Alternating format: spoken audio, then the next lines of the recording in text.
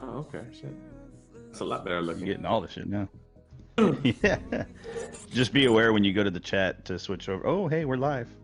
Hey, we're live. What's up, everybody? Sorry, oh no, we are live. Okay, sorry. There's multiple things going on. Mid combo. Guys, hey, welcome to Generation Orange. What an amazing moment that was for an intro, huh?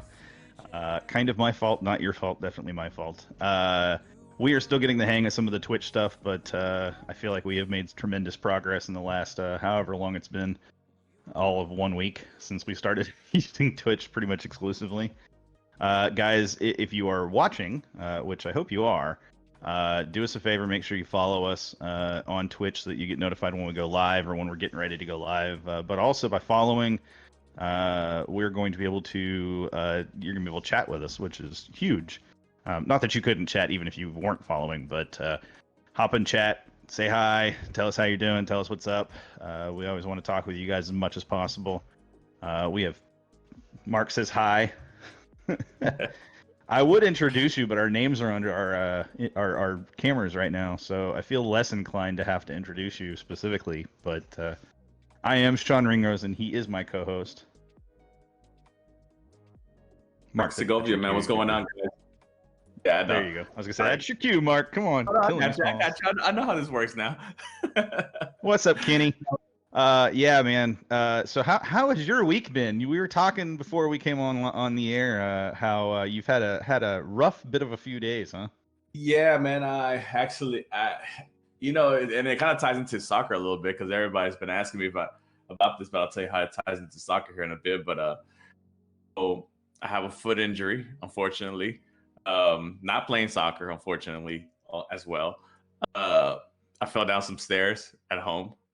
The wife pushed me. Not just kidding. But no, yeah, I fell off some stairs, man, and unfortunately 2 of my toes got really jammed up and whatever.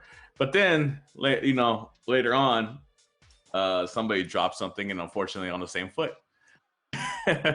And on the toe area, so that kind of really jammed me up, and yeah, that now I'm wearing this big boot, and right now I have a big bag of ice on my foot while we do the show. So that's life right now. But everywhere I go now, everybody's like, "What happened? You got hurt playing soccer?" Like, no. And when I tell them I fell off the stairs, everybody's like, "Were you drunk?" I was like, at least if I was drunk, it would be a good story. But no, unfortunately, I was sober as can be. That's pretty amazing. Yeah, Nestor says he's you and him are twins right now. He's got a lateral sprained ankle that he actually did himself dirty playing soccer, indoor soccer. So you two are sharing the pain this week. That's a legit injury. No, but that's a legit injury, legit way to get an injury. Me, I have no idea how I missed these two. I missed 2 steps and so I can't tell you the number of times that I've done similar. I've just been lucky that I've caught myself before I've gone too far on my stairs in my apartment. So I definitely feel it, but man. Yeah, no. When I was telling my wife, I mean, it could have been a worse deal because I mean, like, I have some hardwood floors, so I mean, if I would have not been able to catch myself, I would have busted my face. I would have been here all masked up, but it's all good, man. Luckily, there's a couple of toes. They'll get better hopefully here pretty soon. So we'll see. Carry on. If not, you're going in to get it checked out, right?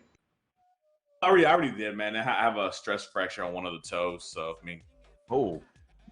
Yeah. It is what it is, but we keep going. That's right. It never stops around here. Well, hopefully you heal up quick. Godspeed. You're gonna need it. So this week we're gonna talk. Obviously, we said actually Sunday that we were gonna basically keep discussion running all throughout the entire week. Various times throughout the day, we're gonna post some tweets to get discussion going. And thank you guys for being active and proactive on Twitter, man. My phone and my computer have been blowing up with tweets and things like that, which trust me, I appreciate because it keeps us going. Mark has chimed in a few times as well. We're keeping an eye on it, but that's some really good discussion happening over there, and we do appreciate you guys engaging us with us over there. If you haven't, check us out on Twitter at Gen Orange Radio. You can see it down at the bottom left of your video feed there for Twitch. Happy to have you guys follow us on Twitter as well as Twitch, twitch.tv/Generation Orange. Although if you're watching this, most likely you follow us on Twitch. Although the hope is we will be uploading this episode to YouTube after we air on Twitch. We'll see how that goes. With that said, let's talk about what we're going to talk about this week. So these are my show notes, so we'll see if Mark decides to chime in with some additional stuff. But currently, we're going to talk a little bit about GM stuff. Obviously, that was our kind of top topic, the first topic we wanted to hit. It was the first topic we actually had on Twitter. I also want to make sure we take time to talk about the Frisco match, even if it is something we don't want to recap. We need to recap it. I do want to talk about some things related to Tab and some of the things that I've seen and heard him having been said either in interviews or otherwise. I want to do also talk about some of the other things if we have time. I asked on Twitter, if you're the GM, if you're the new GM, let's say Matt Jordan is replaced, who would you re-sign out of the expiring contracts? I know we talked about that a little bit last week on the show, but there's a couple things I want to talk about related to that a little bit. And I also want to talk about today's discussion topic. And of course, there's the poll topic that Mark posted earlier today as well. But the discussion topic today that went up around noon was about the U23 MLS Reserve League that's supposed to start next season and the Dynamo participation in that, what that means for RGV. I think those discussions definitely need to be had, so we'll talk about that if we have time on the show today. If not, we will talk about it next week because, newsflash, we got time to talk about stuff now. So, with that being said, Mark, I mentioned we're going to kind of kick it off with Matt Jordan. Simple question for you: does Matt Jordan still have a job with the Dynamo? Man, it's me personally. I would want to say no, that he doesn't. Obviously, I'm not the one making that decision, and obviously I don't know the full variables as far as his contract goes and all that stuff. How much time is left over, or how much money he's going to get paid, or whatever. But if I was the one making the decision, I would say, Matt, thank you for the job that you've done. But unfortunately, we're going to head another direction. And that's just the way I feel, man. I mean, unfortunately, during his tenure, the success rate hasn't been, nowhere near where it needs to be for this market, I believe. Obviously, yeah, we had our little, glimpses here with the U.S. Open Cup win and the 2017 playoff run or whatever. But there was so many negatives along the way that covers up those two positive things in his tenure. And yeah, man, I think it's just a time for the Dynamo to just do a whole 360 and go a different route, man. Now, with that being said, would the new guy who comes in be restricted to the same limitations as Matt, or would he be given a little bit more leeway, or would he be given a little bit more, options as far as what he can do in the market as far as bringing in players? Obviously with history, what it's shown us, it's probably not the case. And especially after a COVID season where the revenue hasn't been anywhere near close to what they're expecting. So, I mean, I don't know, man. Maybe I think I can see him coming back another year because of the fact that, you don't want to pay one GM to get him out and then pay another one to come in, especially after, like I said, after this COVID-19 season where they didn't receive any money through revenue or through game or match day revenue as well. So, I mean, it's a really tough situation to tackle right now. But in my opinion, if I was the one making the decision, I would have to say Matt Jordan. I'm sorry, but we're moving on. Yeah, obviously I'm with you, and unsurprisingly, the bulk majority. Oh, damn. Sorry, somebody just. I'm gonna hold on just one second. I did not. This is. Somebody dropped a kind of slightly modified version of the supposed rebrand logo, and okay. Damn, it looks like the way they did it. I mean, there's no doubt that's got to be it, right? It's not the same one, but it definitely, that particular one. You know, I look at that and I'm like, ooh, that's kind of nice. So I'm gonna It's pop that not in Discord so you can see it. it's not the one Callow posted, right? That one right there. I just posted it in Discord so you can see it there. And if Nest has a minute, he Okay. can cap that and pop that up on the feed as well. Yeah, that's clean. I'm not gonna Yeah, lie, that's clean. that That's looks not the leaked logo. That's a different one. That's somebody, I think, an actual pro artist did. And no, his name is not Sergio. But you know, I've seen. We've all seen the leak at this point. Andres tweeted out a little earlier at Dynamic Foxtrot. Make sure you give him a follow.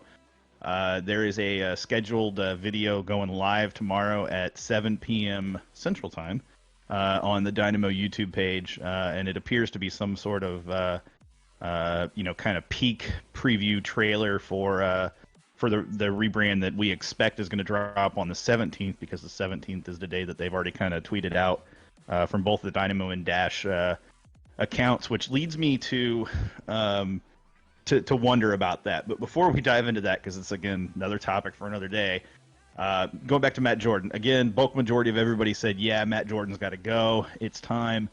There was an interesting option that somebody had brought up, and I had already tweeted about this, saying that, you know, personally, for me, you know, Nick Kauba, who is currently the assistant GM, and is currently in, obviously, the Dynamo system. He's been in the front office since really kind of the tail end of the Dynamo, the Dom years. So he's had a number of years there. But there's been somebody had tweeted out that he would be a good, you know, a potential candidate for that role. And my concern, it ties into some of the stuff you said already, which it doesn't really matter who comes into that GM role if their hands are going to be tied right out of the gate, where they are, you know, they are subjected to the same limitations and restrictions that Matt Jordan was. How are they going to be able to be successful where Matt Jordan wasn't? Now, obviously, the team has been willing to bring in, you know, some players, been willing to look at youth, been willing to spend a little bit here and there. They're willing to use their, you know, designated player slots with restrictions on the max limit of how much they're willing to spend. But on the flip side of that, it's been clear how slow moving certain things are within the ownership group. You know, I've talked about this actually a few years ago, that one of the biggest struggles, and as I understand it, for any GM or anybody who's doing business on the soccer side of things from a personnel standpoint, one of the things they have to deal with is that every decision on personnel has to go through the ownership group first.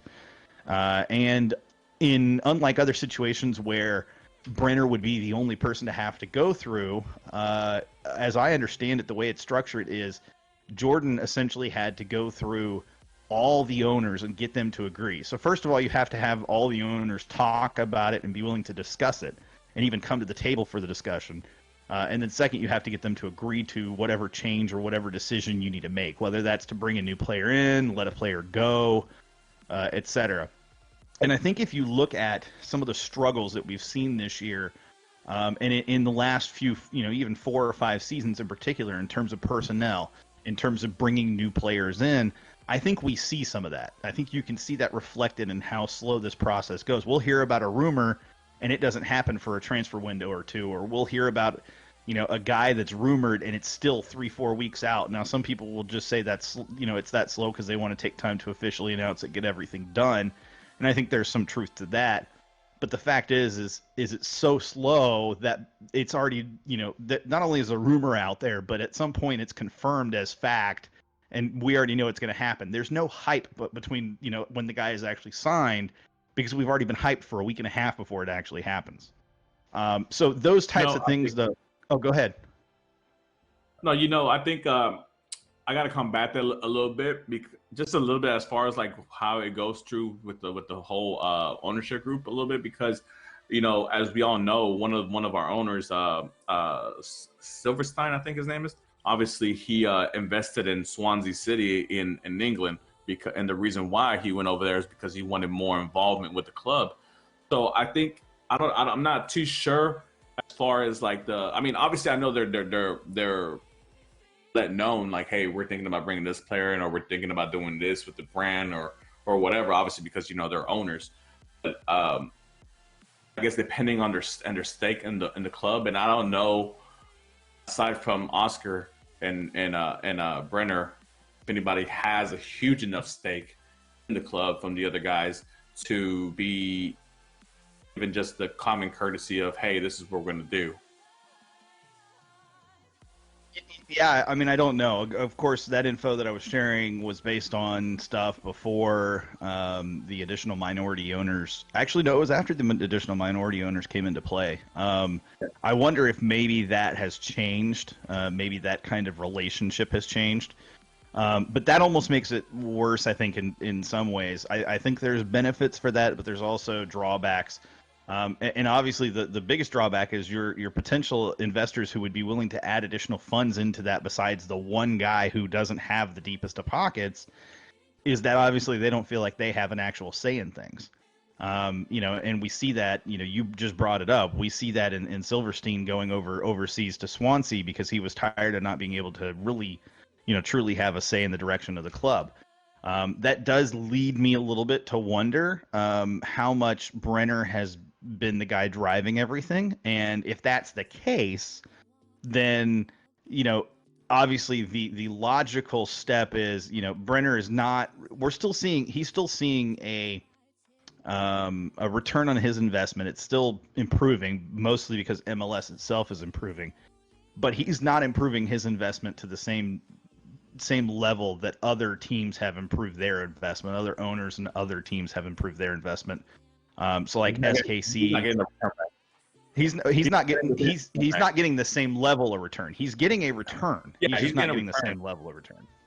See, and I think, I don't know, the reason why I think like rumors of him trying to sell his stake coming out, because I think he's one of those where he's okay with making a decent return back, and then moving on from it, which is okay. I mean, obviously he's a businessman first before anything else. That's what he was doing beforehand, before he got into the Dynamo ownership group or whatever. And but at some point, I think, a franchise or a club or any kind of sports team needs an owner or somebody in that position, so with some passion for the sport, at least, if it's going to be successful in any case. I mean, obviously we know that, there's a lot of teams around the world that are owned by investment groups, and they're just that, they're investment groups, and they just run the business. And if the team wins, then hooray. But if the team doesn't, as long as the money keeps coming in, it's all that matters, But when you have a situation like this, I think, especially when it's a still young league and the team's still fairly young. I mean, they're only 15 years old.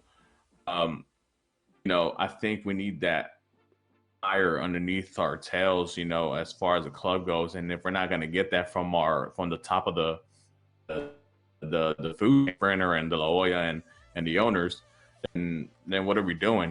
Really, what are they trying to accomplish aside from gaining money? Because if they're losing supporters and they're losing ticket sales, and obviously this COVID pandemic affecting their pockets, then what's the point? What's the whole point of all this as a businessman?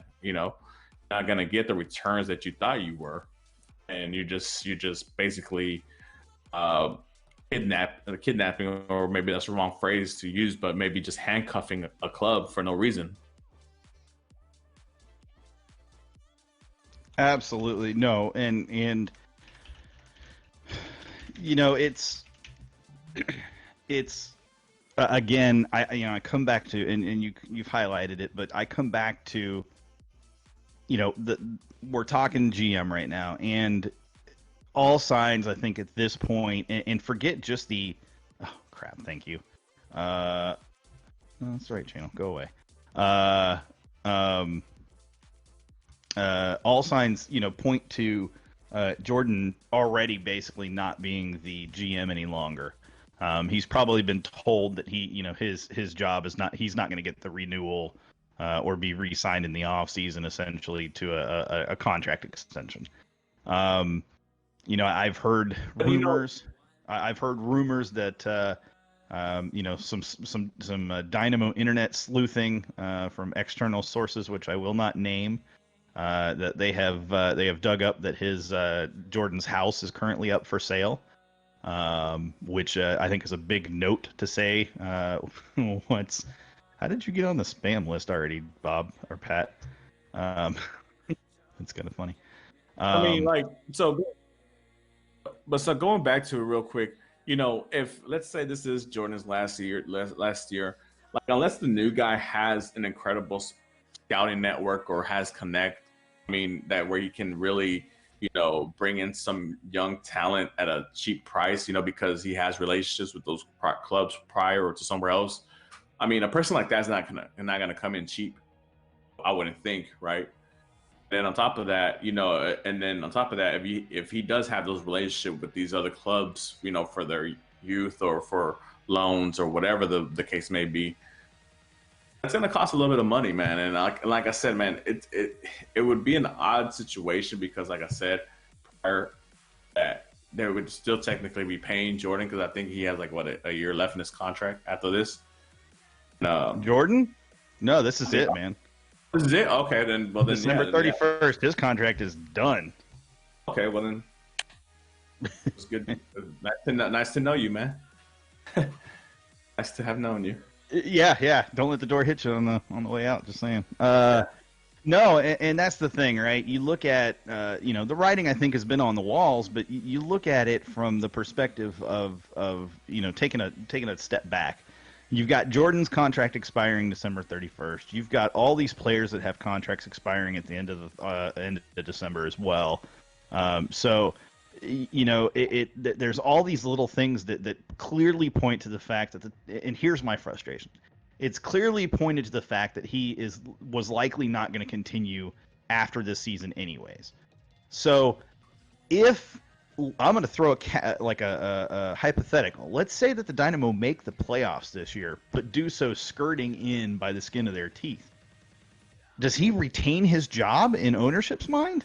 And I have to think that the answer to that is yes. And that, for me, is the biggest frustration. Because if that's not the case, then why did you wait so long? Let's say that they don't announce this until close to the end of December or middle of December. Let's say it's their middle of December announcement that Jordan, they've parted ways with Jordan. Go ahead. I think they do it after the game. You think they do it after the? Okay, so let's say they do it then. Okay, let's say they do it then after the final match of the season.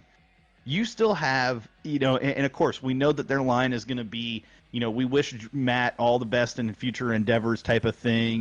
He's a great person. We thank him for his time here. All the cordial, don't let the door hit you where the good Lord split you type stuff. But, I think there's a frustration level there that that we have to keep in mind, which is sorry, there's so much chat going on in other places. In fact, I'm minimizing Discord because it's getting out of hand and it's distracting me. Ow. But what I was going to say. Yeah, what I was going to say is, if your plan has all along been that you weren't going to re-sign Jordan in the offseason, then why don't you bring a new GM before the offseason starts? Why do you wait until the offseason to do it or the end of the season to do it? There's not going to be any difference between the final 3 months of the season or the final 2.5 to 3 months of the season. You could have let Jordan gone ahead and start looking for a new job. You could have gone ahead and started your process for a new GM. And let's say they did those things, but you've had the fans believing that Jordan is the guy until the point that you announce it. There's no rumor about this. This is us telling you based on what we're seeing and what I'm hearing, which there's no official rumors out there. But based on what we're seeing, Jordan's not going to be GM in 2021. That's not. Go ahead. It's one of those things where it's obviously we're talking hypotheticals here, right? But hypothetically speaking, what if the COVID never happened and they were able to play a regular season and this team was able to gel and Tab got the full potential out of them, and then obviously make the playoffs and all that good stuff, That's a hypothetical too that that obviously this COVID thing has totally made everything worse. Obviously from a office standpoint and from a team standpoint because not to make an excuse for the squads, because obviously the whole league has gone through the same thing, and obviously you see teams thriving, but the teams that you see thriving are the teams that are spending money, and the teams that have had a lot of continuity, prior, like Seattle and Toronto. Those teams have had a foundation of players for the last 3-4 seasons, and they've been able to obviously adapt to the situation, where the Dynamo, as far as anything, have had players come in, players come out, new tactics, new coaches, new this, new that, and they can't get a steady fill of regularity. Sorry, and that's what's kind of bit them in the butt, because I mean, you see even even our players who we thought we can rely on, like Mauro, struggle like we've never seen him struggle before. Just Kiki, another player who we highly relied on, is struggling like we never thought he would. And just it's one of those things where these hypotheticals, yeah, they're great to talk about, but and maybe they were going in like, this is a show me season for Matt, and you brought in your coach who you wanted, a hot name in Ty Ramos, who has a lot of connection with the youth players and a lot of connections around the world. So let's see what y'all can do together. Obviously, that wasn't the case because of the whole, pandemic issue.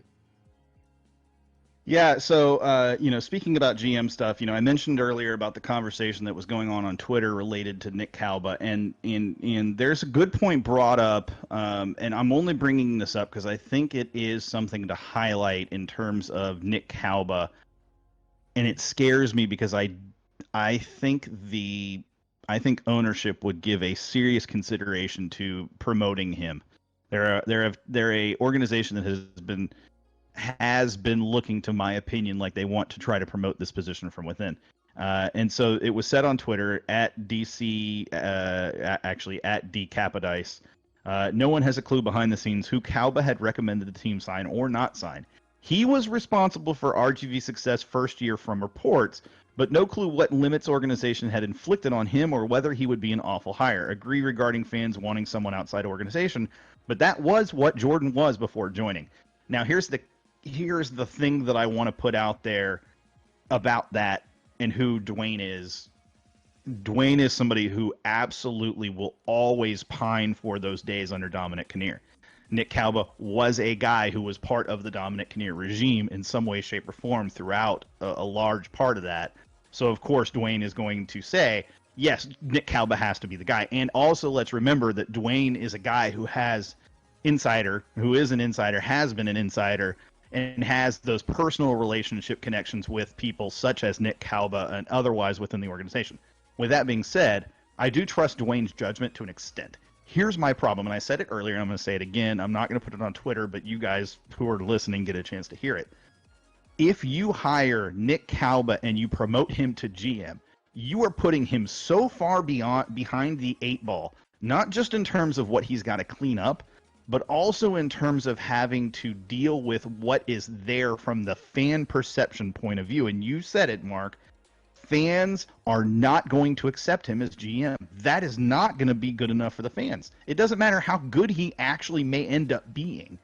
Unless ownership is willing to know they're going to have a crapshoot of season ticket renewals for the next 2 seasons, even if the team goes and has a great season next season. If Nick Kalba is the GM and they don't make a lot of moves in the offseason, it's not going to go over well. And even if they do make a lot of moves in the offseason, the thing that's going to constantly come up on social media is, how can we trust that this guy knows what he's talking about? He's been in this organization for this long. His view is already skewed. He's going to be that guy. And, and it's no knock on Kalba. I like Kalba as a person. He's a good guy, much like Chris Kennedy was, much like Matt Jordan actually is, much like many other former coaches have been. But it doesn't matter how good of a guy you are. This is a sports business, and things have to be figured out from a sports business perspective. I mean, for me, the standpoint, I mean, it's just the wrong time for Nick, and it's an unfortunate thing. Like I was telling you prior, I mean, he might be the right guy. He might have he might have a concrete plan of how he's going to turn his team around, what kind of players he's looking at, and what kind of and what he has in store to bring those players aboard. But Fortunately, the timing of it for him is just bad because I mean, to you say you're going to make a change to the culture of the Dynamo, you know, we want to turn this thing around. We want a winning culture. You know, we want to go back to the early days of the Dynamo where we're winning championships, going to playoffs, going to conference finals, and all that good stuff. And you hire somebody from in-house, that doesn't make sense to with what you're trying to feed the constituents or whatever, you know, or to feed the fans or whatever. It doesn't make sense, you know. So that's why, unfortunately, at this time and moment, you know, he's not right, you know. And if the Dynamo do hire him, they're gonna have to bite a big bullet, as far as ticket sales probably going down, supportership going down. But if they're willing to, and they give him the opportunity to exceed in that position, and he does exceed in that position, then obviously in the long run, the fans will come back and there will be support. But for how long are the ownership and the club and everybody in the front office willing to hold out for that?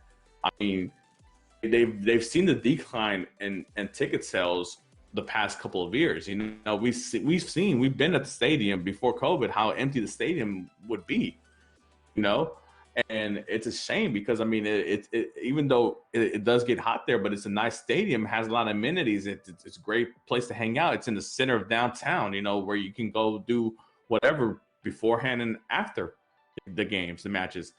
And unfortunately, just it hasn't attracted the fans, man. And then you go out and you hire somebody from in-house who was beneath Matt Jordan to do Matt Jordan's job. It's kind of like, I don't know, man. You know, it's not the Rocket situation where Daryl Morey has left a trail of success of making the playoffs and making conference finals. Is where the new GM, I forget his name, coming in from under him. That's not the situation here. If Matt Jordan had been successful for 6 of the last 7 years, he was leaving under his own terms because of whatever reason, and Nick just happened to be his apprentice that we're going to bump up, then yeah, great. You know, let's do that. That's not the case here. And unfortunately for Nick, man, you know, like I said, I haven't met him personally. You say he's a great guy. I'm sure he is, you know, but it's like I said, this is a cutthroat business. You need success. You need success quickly.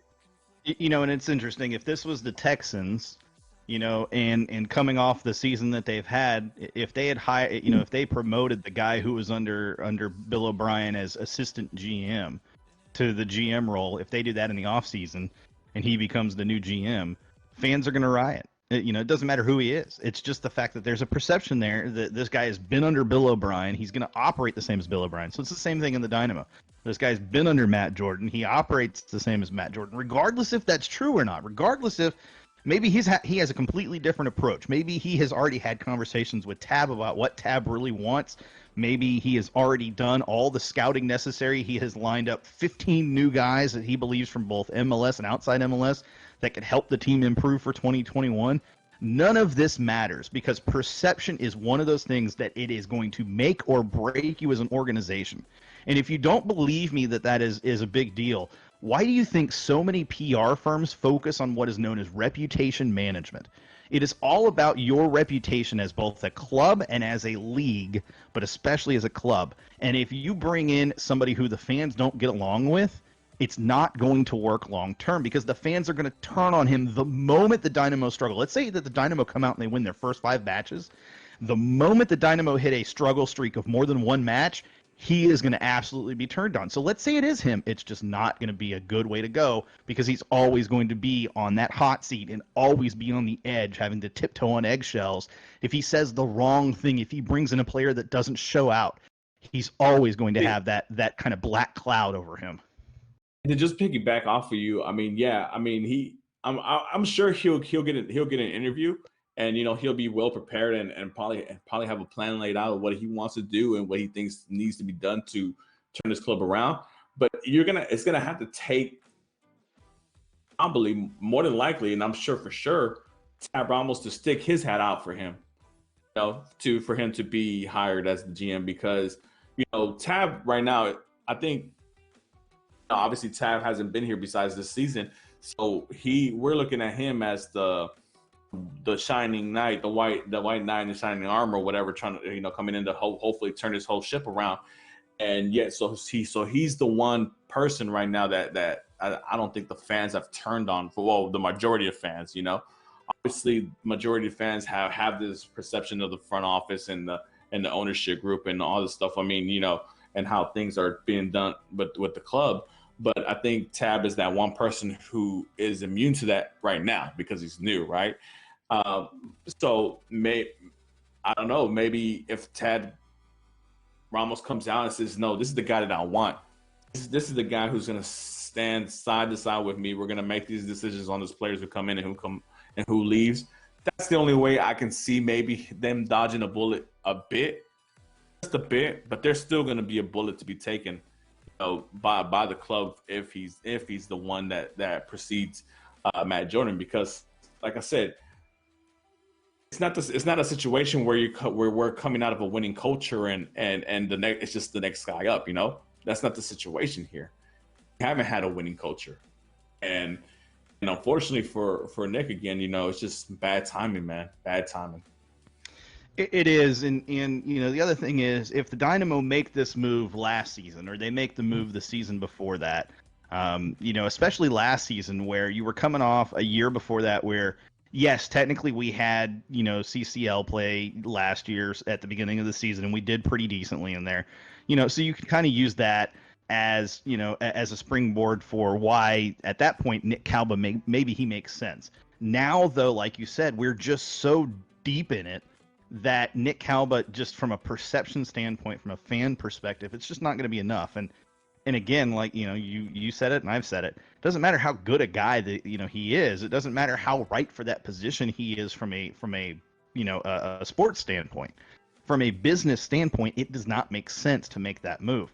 And, as a fan personally, if it's a guy from within the organization that gets promoted to that role, even if it was Paul Holliker, who I have a ton of respect for, who is already part of the Dynamo Academy as the director there, even if it's him, I sit there and I go, that's another sign that the ownership really doesn't understand sports business, because it is clear to me that they don't have ambitions to be winners at that point. However, if they go get somebody from outside the organization, much like they did with John Walker, much like they did with Deanna Witter, much like they did with Katie Scallon, much like they have with all the other hires they've done for the other side of the front office, if they now make those same type of moves and bring somebody in, and it doesn't have to be somebody from MLS, maybe you bring in somebody from outside MLS and you keep Kalba in that assistant GM role, perfectly okay with that.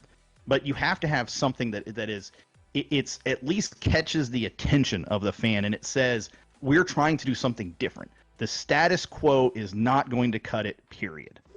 Yeah, I mean, and I tend to agree. I mean, maybe you do bring somebody in from outside of MLS, who has a lot of connections to the South American game or maybe in the European game, because obviously in the world of soccer, it's who because I can sell you a player and I don't know you for nothing, and so they tell you, hey, you gonna buy this player for $10 million, or you want him or not?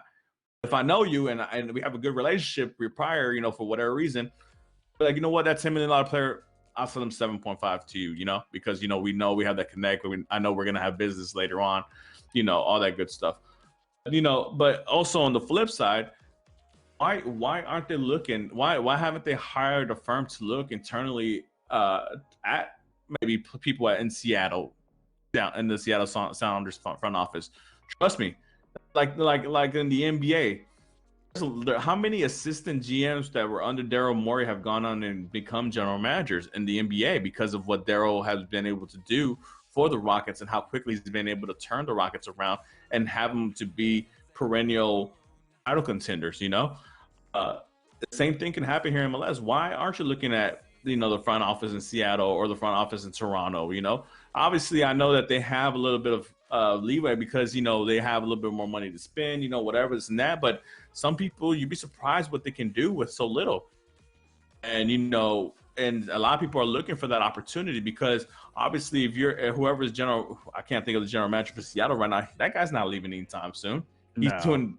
He's doing too good of a job. So if I'm the assistant, I'm like, man, I need to go find my own team. I need to go find my own team where I can show off my skills and what I know, and the scouting network that I've acquired and the people that I've known because of my ties with Seattle and the people I've dealt with, with Yeah, during you're my thinking time. of Garth Lagerwey, by the way. So I mean, if I was the guy underneath that guy, I'm looking to go find another team that can build and call my own. And here's the thing: for anybody who wants to say, well, in MLS, the guys that are under, the head coach, right, or not head coach, or are in the front offices of other teams, they're not necessarily going to be, much better than what you already have. And to that, I would say, is there a development system for general managers in MLS, right? We talk about development systems for coaching in MLS for the U.S. kind of coaching pipeline. But why isn't it the same thing for general managers and things like that? And like you said, there are general managers out there, or even assistant general managers out there that deserve a shot.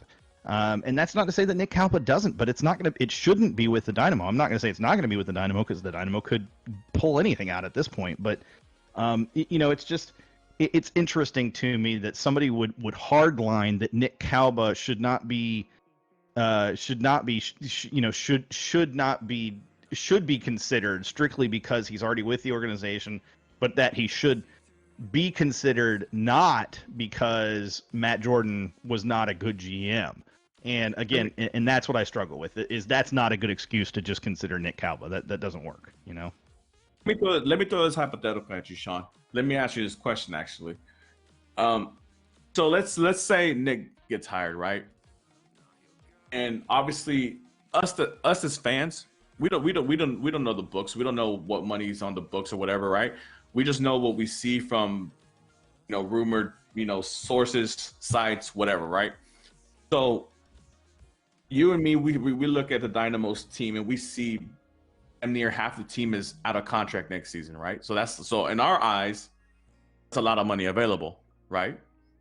Sure. No, per se. What makes me think, or what would make me think differently in the fact that the management team or the ownership team wouldn't tell Nick, hey, Nick, you know what? Yes, we have all these contracts falling out. We want to go with this youth movement. That's why we signed all these youth guys last season. That's why we're promoting all these kids from the youth academy. So they're not spending money. They're not giving him opportunity to spend money. Just telling him, hey, we need you to get these kids in here, get them on the first team, get them to Tab, get them this under contracts, and then Tab will take care of the rest, build them up, whatever the case may be. What that scenario, I think that's a very high likely scenario that can happen with the next GM, regardless if it's Nick or not. Now, my question to you is, if that scenario were to occur, would you be happy with that scenario? No, not really. I'm going to be honest. No. And again, it's nothing against Nick. If the team were to do that with somebody who wasn't in the organization already, I'd be okay with it. But again, there's a perception issue for Nick. Yeah, I have to agree with you as well. That's the way I would have answered it as well. Because the thing is, if you're bringing somebody up, like let's say somebody from outside the I think we lost Sean here for a little bit, but anyways, the way I see it is, if we bring in somebody from a different perspective, a different vision, a different club or whatever, and the ownership tells them, hey, we need some money this season because of whatever, obviously COVID, whatever this and that. So we're going to focus on the youth. We'll give you a chance to sign a player here or there for this amount. Okay, cool. We will give that guy leeway because, he's new to the club. He's a breath of fresh air, air quotes or whatever. But unfortunately, Nick won't have that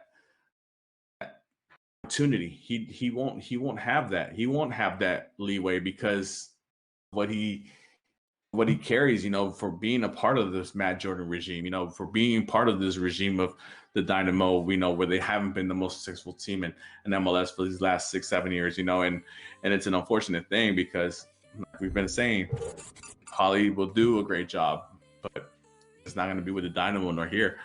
And I think as far as like the GM search goes, that's going to be interesting. And I do believe, obviously if his contract ends December, well, I didn't know that, but Sean let me know that. But I think that after the final game, there's no reason to hold on to him. Thank him for his services, and then move on and move on with the search for the new GM, man, because you're going to need as much time as possible because January transfer window comes in, and then 2021 MLS season starts next March or next February, March, or April, depending on what they agree upon as far as the union and the league and how all that thing is going to go. So it's a quick turnaround, for the Dynamo, and if they're going to put new people in those spots, they're going to have those people there with some time to get acclimated, and hopefully whoever they do bring in has a plan in place of how they want to turn this team around.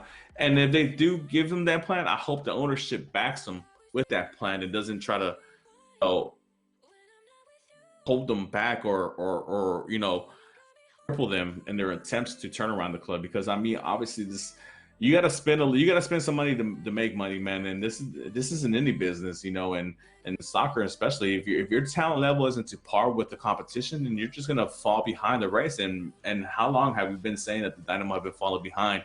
We have expansion clubs coming in. We've had expansion clubs come in already, and they've won titles and they've won championships and they've passed the Dynamo. They run laps around the Dynamo, and then obviously we have a main rival coming up with Austin FC when they come in. We don't want to be left behind the dust just because the ownership doesn't want to improve on on spending, because we know these new clubs are not going to come in just to their hands behind their back and just the money that they're going to be gathering. They're going to be out here to compete, going to come out here and do whatever they can to make sure that whatever product they put on the field represents their city to a whole good level. And that's what Dynamo should be on already. It should have been on that. I don't think we're going to spend that much more time here on that GM spot. I think we've kind of already spoken to whatever extent we're going to speak to it. I know Sean right now is having a little bit of issues with his feed. Hopefully he joins us here pretty soon. But as far as anything else, we're going to talk about, I think we're talking about the players. Hold on, Jordy, what if they give Tab the GM position? How would that make fans feel? I guess before I move on, it's one thing to be head coach, it's another thing to be manager. And it's one of those things where I don't know if Tab, obviously every head coach wants a say in the players that come in. They have a understanding of who they want, what kind of player they're looking for, what kind of player fits their formation or tactically what they're trying to do. I don't think Tab would be opposed to it, but it's a hard responsibility to do two jobs at once, man, and to be involved not only with trying to get that player in, but negotiations, because you're dealing with agents, you're dealing with negotiations and how bad do you want somebody or how you're rating somebody as a general manager, and if I'm quote unquote undervaluing you and I somehow end up getting you, how's that player going to feel, coming into the team and now knowing, that he's my head coach as well. This guy who brought me in, we wanted to come in for this much, and they only offered us this much. It's a two-way street where I don't know, and soccer perspective that would fit really well. I think Siggy Schmidt did it for a little bit in Seattle, if I'm not mistaken. But man, it's kind of hard, and I know obviously I think Dominic did it here the beginning times with the Dynamo, but who knows? Yeah, it's a possibility. Tab could wear both hats, and maybe he does, and maybe he does it for a year, and we see what happens with that, But I don't know, man. I don't know. That would be a tough situation to put Tab in, to be responsible of the team, to focus on building the chemistry in the team, and then also having to focus on, scouting players and seeing what kind of players are out there available to him, and negotiations. It's a lot of stuff on it. There would be a lot of things on his plate if that was the case. But moving on, obviously we know that a lot of players aren't going to be here next season.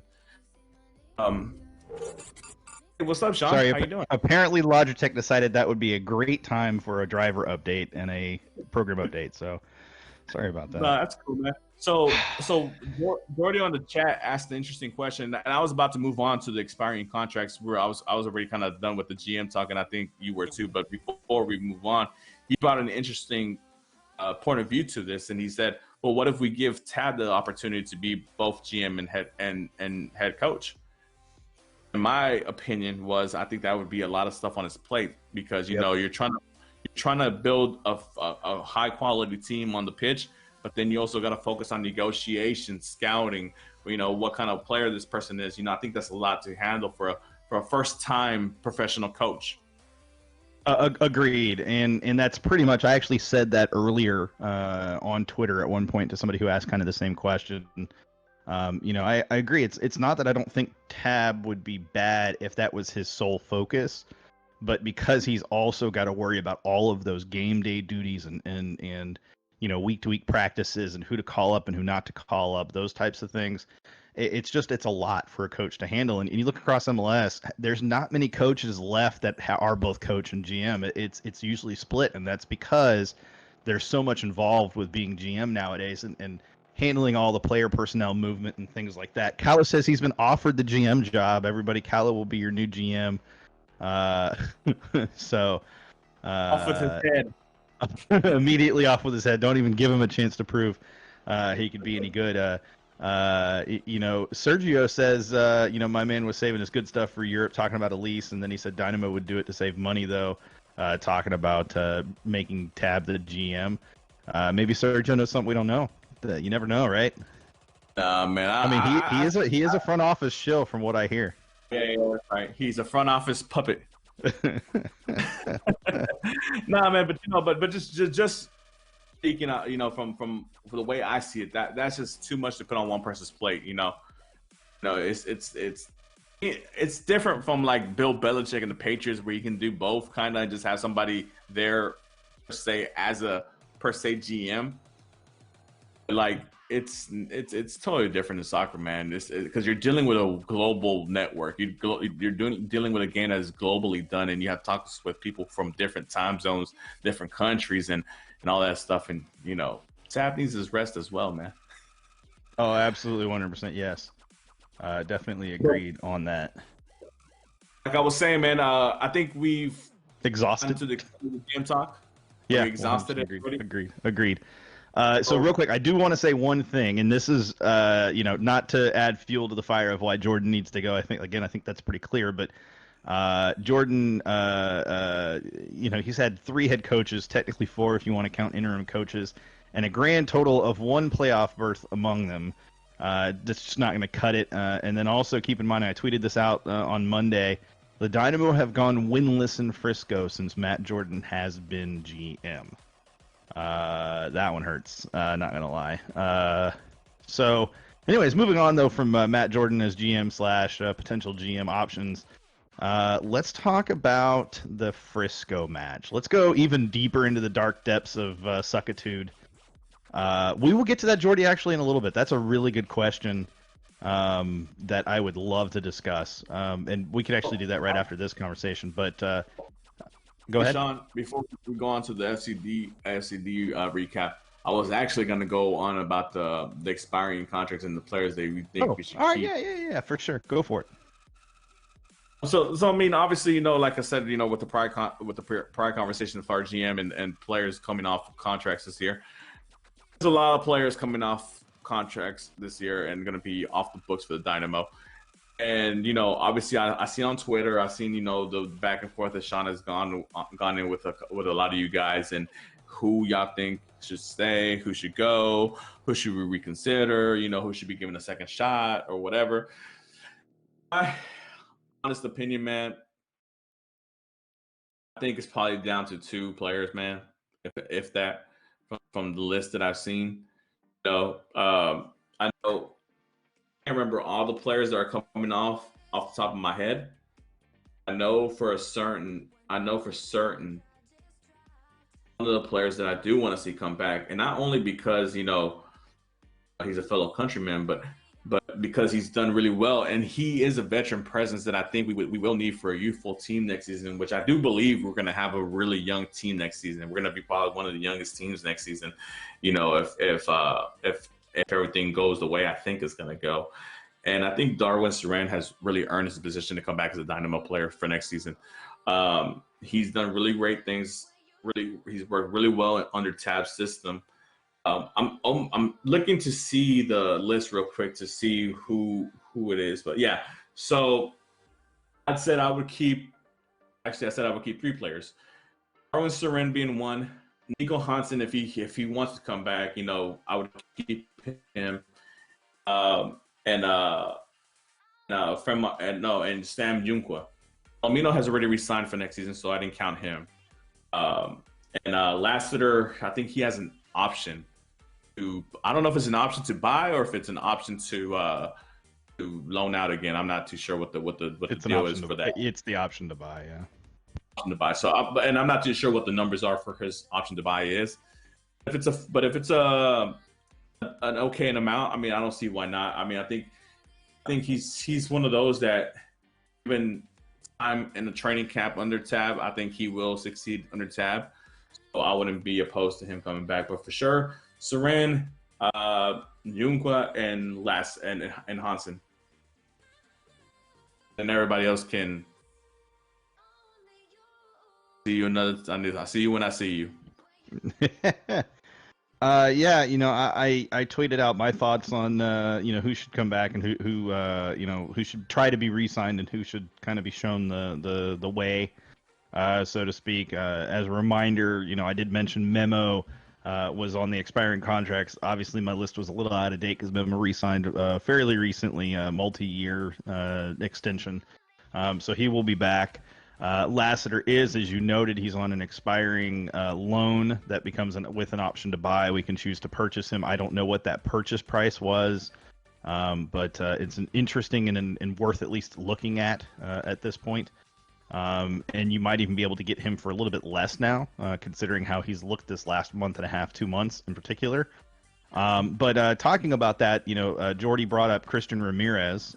He says he doesn't think he's coming back. He makes too much to sit on the bench. Plus, he has better options like Austin, Cincinnati, RSL, etc. My counterpoint to that is we do have the expansion draft to worry about. That's going to be something that we're going to have to deal with. So we're going to have, and there's no doubt you're going to end up leaving some players available, whomever they may be. You can only protect 11 total. Might as well re-sign Christian so that Austin can take him. And the reason I say that is you get the added advantage if you re-sign Christian for kind of dictating the terms at which he's going to re-sign or that he's going to sign with Austin.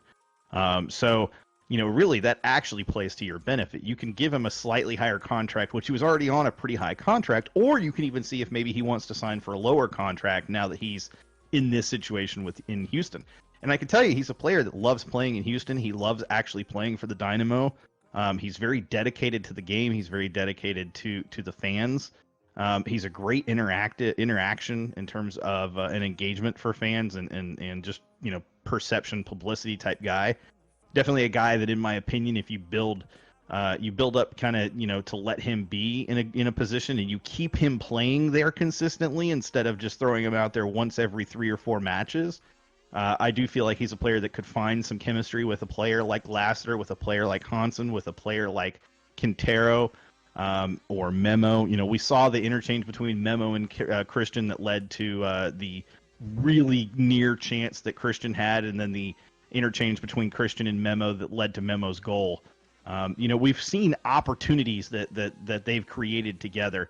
Yes, Sergio Austin will only have 5 picks total. I agree with that, but we saw one of the picks that Nashville used at one point last year was on Leilani Baba. So, anything can happen. You just never know. And don't discount just because we don't think a player or you don't think a player is worth them using a pick on. If their GM believes that player is good enough and they're available, don't think that team wouldn't consider it at the very least. And Christian is one of those players that you have to at least consider. And that's that Christian was one of the players that I was getting heat about because I said, if he goes, he goes, man. Because No, I'm a little bit on the other side of the fence from you, Sean, obviously, and from Callow and the other guys, and to be honest, don't get me wrong. I think for the community and how active he is with the fans and how engaging he is with the fans. He's great professional. He's done everything that you can ask for as far as a player goes and all that good stuff. But like we're talking about, but the GM position, but as far as players come as well, results. We need results. We need goals for obviously from his position. We need goals. Opportunity has been given, maybe not as much as he would have liked. He has been given time to start. He has been given time off the bench to come in and kind of be that spark off the bench, and he hasn't done it. And it could be like I said, there's a lot of variables into that because obviously history and time practicing, and obviously he had that incident where he couldn't go with the team because his wife was pregnant and the whole COVID thing, and and then another time where one of his tests came out inconclusive, so he couldn't travel with the team or whatever the situation was during that period. So I mean, a lot of things have happened, but once you get on that pitch, man, it's either, and you're a center forward, it's either you're scoring or you're not. And especially during this time period where Mauro has been struggling to epic proportions. He hasn't done anything to kind of push him out. I mean, if it, obviously we know how beloved Mauro is here. Whatever, all that stuff, and how well he's done for the club, and being tied for second all-time goal scorer in club history and all that good stuff. But this game is a what have you done for me lately game. Yeah, that's great that you scored 19 goals in 2018 and you've been double-digit goal scorer for the last 3 seasons and all that stuff. But this season, you've only scored 2 goals in 23 games. As a starting number 9, that is nowhere near acceptable. Nowhere near acceptable. How many games did you say? 2 goals. Well, it's been 23 games for the Dynamo. I don't know how many games he's actually played in. 5. But I'm sure. At least starting 5. No, I'm talking about Mauro. Oh, yeah. Well, I mean, there's no doubt on Mauro. Come on. Yeah. That's what I'm saying. So I mean, for that standpoint, I mean, this to me would have been prime time for Christian to really, strap on his boots and get out there and try to do whatever he can to score. But I've seen games where he's played and he comes close, but it's like why I don't know why the ball's not going in for him. Well, we've talked. I was going to say we've talked about on the show how much confidence plays into mentality, and and we talked about. Actually, I don't know if we did talk about it, but I think the penalty kick was a perfect example. Jordy brought it up. He said, I don't really put that on Mauro in terms of not following it because the keeper was so close to it. And my counterpoint to that is you still put in the effort. You play until the whistle. It doesn't matter if you miss the PK. The reaction he had, he didn't even look to see if he could go for that ball. He immediately turned and threw his hand, put his hands to his head in frustration. And that's a player that mentally is not checked into a match, is not checked into what's going on. He's not aware of the situation. Now, to his credit, I will say this. He had very recently, I don't know how many matches it was before, I guess actually it might have been way earlier in the season, but he had another PK situation where he missed the PK and it bounced off the post, and when he followed it and he ended up scoring the follow, it was offsides because it hit the post, not the keeper. And whereas in this situation, as soon as the keeper saves it, that ball is live and is available for anybody to follow and score off. So I say that just to say that might have been in his mind when he was dealing with that. But I still say the fact that he turned around basically away from the ball and away from the play as soon as the PK was saved tells you where his mindset is. He's not fully checked in. He's struggling mentally and he's not pulling himself out of it. Tab's not able to pull him out of it. So at some point you just have to say the money that we're spending on Mauro, are we getting the production we expect out of it, and how long do we keep that up? Because we are spending. He is one of our 2 top price players at this point, and you just can't do that for a striker that's not scoring goals. Period. No, and I agree with you completely. You know, the fortunate thing for Mauro is that he does have a track record. So I mean, so we're expecting him to come out of this funk sometime. So and it's one of those things where the season's already over. So obviously this season's gonna just be one of those seasons we just throw away, whatever. You know, I don't see him moving on in January, unless somebody comes in with some ridiculous offer or whatever, or something, close to what the Dynamo evaluate him. But so I don't see him really moving January. So I think Tab still has confidence in him to do what he needs to do, because obviously he does have a track record. You don't just score 50 goals in league play, out of nowhere, right? So, but the thing that I'm saying is, as far as like with Ramirez standpoint and with that, top of that, is that you can't have two number nines scoring, like it has to be one or the other. And unfortunately for Ramirez's situation, with his contract being up and him being paid a pretty nice chunk of change to be that backup, to be that, when for whatever reason, if Mato's out, we do have a quality backup to continue to score goals. It hasn't happened.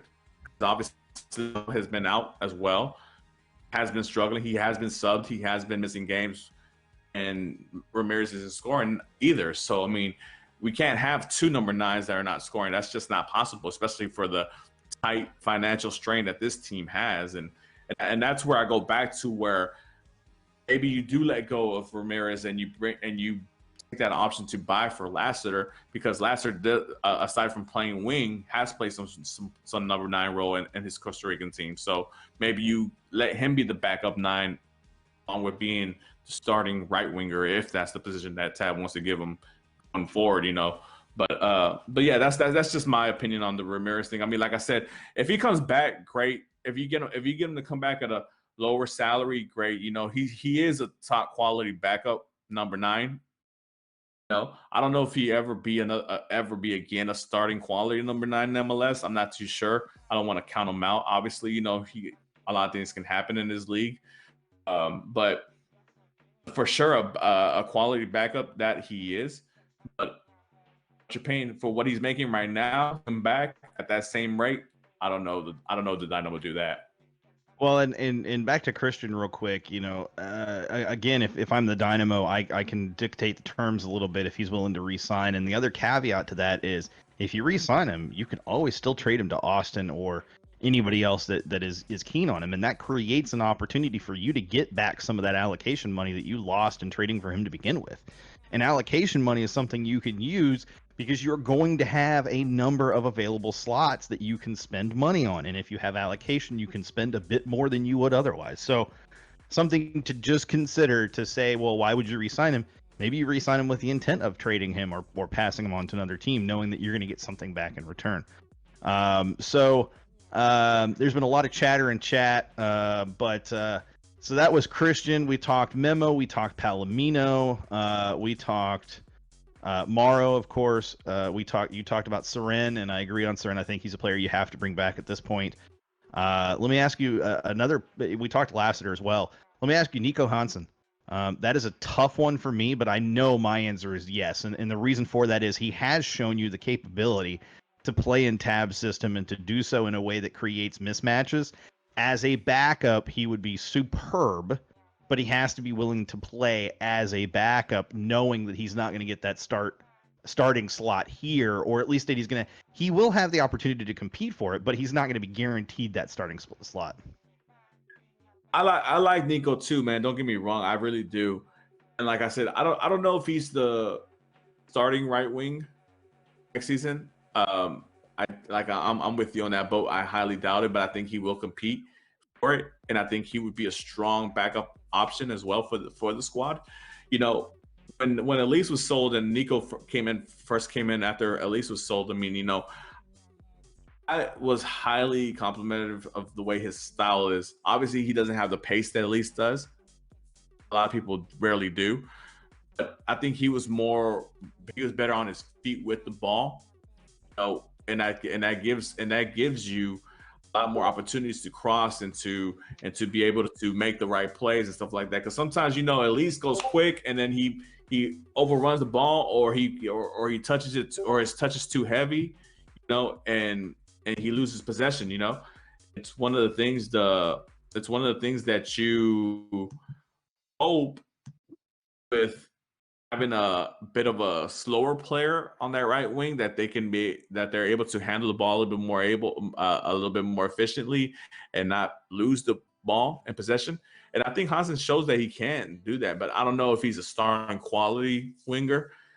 But obviously you need better quality depth, man. And if he can push whoever you have in mind for that right wing position, if he can push him and continue pushing him, it just makes him better and makes the other guy better. So I mean, I would love to have him back, but you know, obviously, he's gonna be one of those players that might have better opportunities somewhere else, you know. And if he does, then you know, good for him. But if he doesn't, or if he thinks he has a better opportunity here, you know, I hope that he comes back, you know, and continues to grow under Tab. Yeah, you know, I agree with you. Like I said, I mean, he's a player that, you know, as a depth player, he provides plenty. So enough about Hansen. What about Some of the Scandinavian. Yeah, I saw Apparently, that. Hansen. Yeah, but you know, you know, and just one more thing on Hansen before we move on to the next player. You know, Nico, obviously he came in the same time with Christian. He was kind of lost here, man. You know, we remember him coming in, and Wilmer kind of rarely played him. And then when Tab came in, you know, he didn't get a chance either. Not until the MLS's back tournament is where he started to get some playing time, and he showed that, man, he has skills. He can play. This guy can play, and he can improve your team and improve your quality of depth. You know, and I think he's one of those players, those French players, where we know he's going to be playing Open Cup games. We know he's going to be playing, you know, friendlies and other type of games, or maybe the midweek games he'll be a starter from there, you know, to give rest or give rotation to the starters or whatever. And that's good to have a player that you can trust, especially in Tab's case, a player that you already had for a year, that you know how he plays, and you know that you can trust them to go out there and create and score goals as well. Yeah, absolutely. So let's move to midfield. Obviously talking wingers now. Let's talk midfield. How do you feel about bringing back Boniek Garcia? And I'm interested to hear your opinion on this one. so, you know, obviously we all love Boney. You know, Boney, he's a legend. You know, he's a legend with us. You know, everything that he's done during his tenure here. You know, but you know that his time has passed already. You know, I think this season's kind of really shown his he has it here. His body's not doing what his head is, what his mind wants him to do. You know, he can't run as quick. His shooting isn't nowhere near what it was when he first got here. You know, obviously he's still very technical. He can still get the ball distributed to the right place and all that good stuff. But as far as him staying here, unless he's gonna be like that fringe match day player, or stay on here be that fringe, you know, match day player where he might occasionally make that start the 18 on game day, but more than likely not. And then, like I said, play on U.S. Open Cup games and all that good stuff. Unless he's willing to accept a role like that, cool. I mean, because obviously you can learn, especially with the youth guys, he can be like a second coach, player coach, you know, maybe a olive branch to Tab, you know, to Tab's coaching staff. But honestly, my hopes for Boniek is that after he's done playing, is that he joins up with the Dynamo Academy and he's one of the coaches on there, because I think he'd be a great coach, especially a lot to the young Latin Hispanic players that are coming up through the youth ranks. You know, I think the fact that he's had, you know, World Cup experience and he's played, you know, in big time games, you know, it can be a motivation for our youth to have somebody of that caliber around to teach them and show them the way and to be a really good professional. Because I've never heard anything bad said about Boney, ever. in the 7, 8 years that he's been here, never have I ever heard anything bad about Boney. And it just shows what kind of professional he is and what kind of how much respect he has for the game and for himself and for his family and for everything that he's doing and everything that he represents. I mean, shit. I'm sorry. I mean, shoot, he's still getting called up by Honduras, to play in international games. I mean, so is Minor, who is older than him. Yeah, so is I mean, but it's credit to them, that they do keep themselves in shape to be in that opportunity to give themselves the opportunity to play. I mean, because think about it. I mean, we're close to that age. And we're nowhere near the physical specimen these guys are, but these guys are a different level because you see Marnor being 37 or about to be 37. He's played all around the world in England, the Premier League and all that stuff and World Cup games and all that good stuff. I hate hearing that he's 37. You know why? Because I'm a year older than him. And it hurts that Minor is 37 and doing what he's doing, and I'm sitting here at 38 going, "Oh God, that dude is a beast." Yeah, man, and it just goes to show how much respect that they have for their own craft and for where they come from and how much they want to represent their country in this global game of football and soccer. And all respect to them. I mean, if they can keep going, that's great. The same thing with Minor. I say the thing with Boney. If they come back next season, they're willing to accept a bit role as fringe players, or emergency players, depending on if injuries occur or whatever. Great. We came in this season thinking that Minor was going to be the third or fourth center back, and he ended up being a starter again. This guy doesn't quit. So I mean, who am I to say that, hey, this is the time for you to go and say goodbye? I mean, if the guy can keep going and he still produces, one can argue that Minor has been our best center back this season. So who knows, man? Who knows? Yeah, one could certainly argue that. That doesn't mean they would win that argument. Yeah.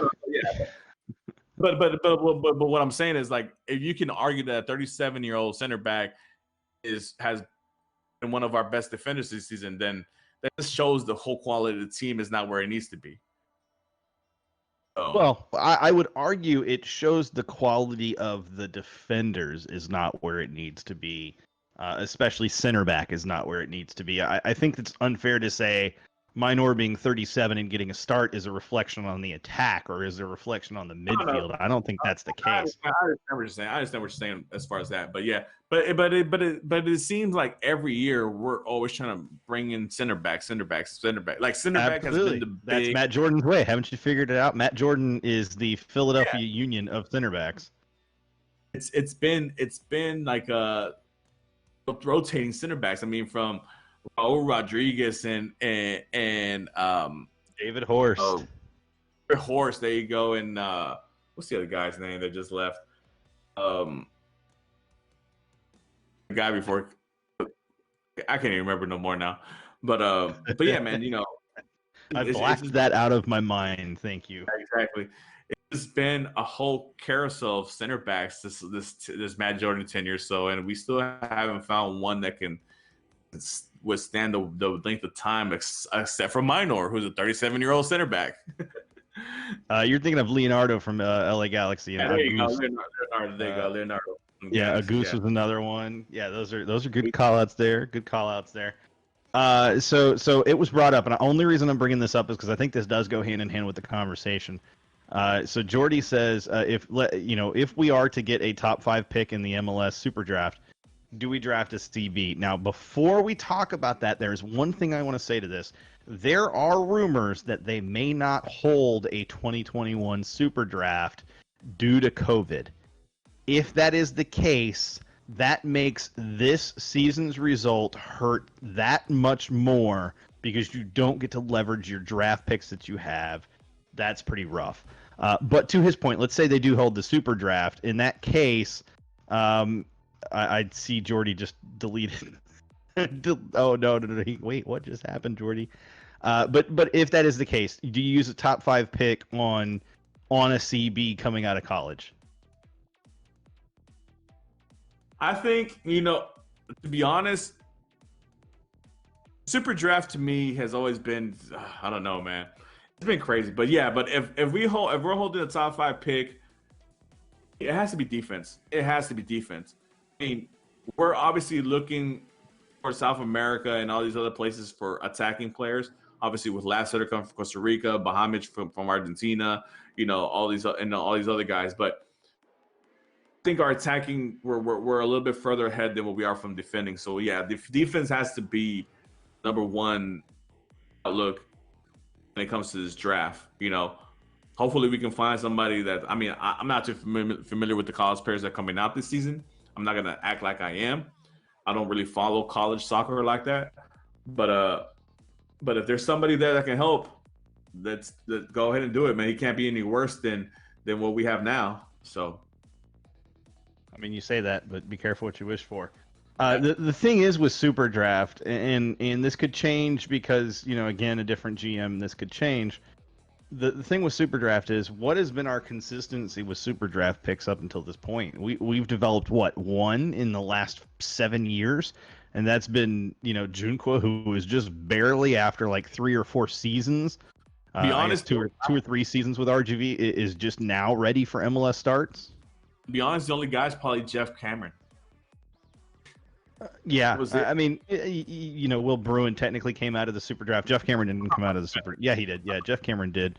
Kofi Sarkodie is another one. There are players that we've drafted, but I'm talking about in the last, few seasons since Matt Jordan basically took over, and really even a couple of seasons before that, we've not used our draft picks at all. Our first round draft pick last year, I couldn't even tell you who it was because I don't remember. Our first round draft pick the year before that, I couldn't tell you who it was because I don't remember. It's been uninspired, unimpressive selections, and in a situation where you have to do better with your draft picks. None of our draft picks are starters anywhere. Sam Junqua is probably the only one, and he's not a starter. He's a backup at this point at a position that we don't really need a backup necessarily. Lundqvist could have kept playing if it wasn't for his suspensions. He backs up the Ironman of the squad. Yeah, right. London basically plays every minute of every match, except for the fact that he got suspended. So it's like, it's just like, oh.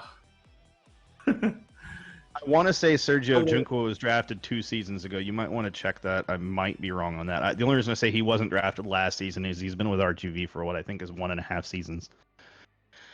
I think he came around the same time as McHugh when he signed his homegrown contract. Because I think we remember them looking at them too, like, oh, they're gonna be the future of our defense. They're both going. I never said Sam Junqua was the future of our defense. Whoever said that should be shot. I'm looking at you, Mark.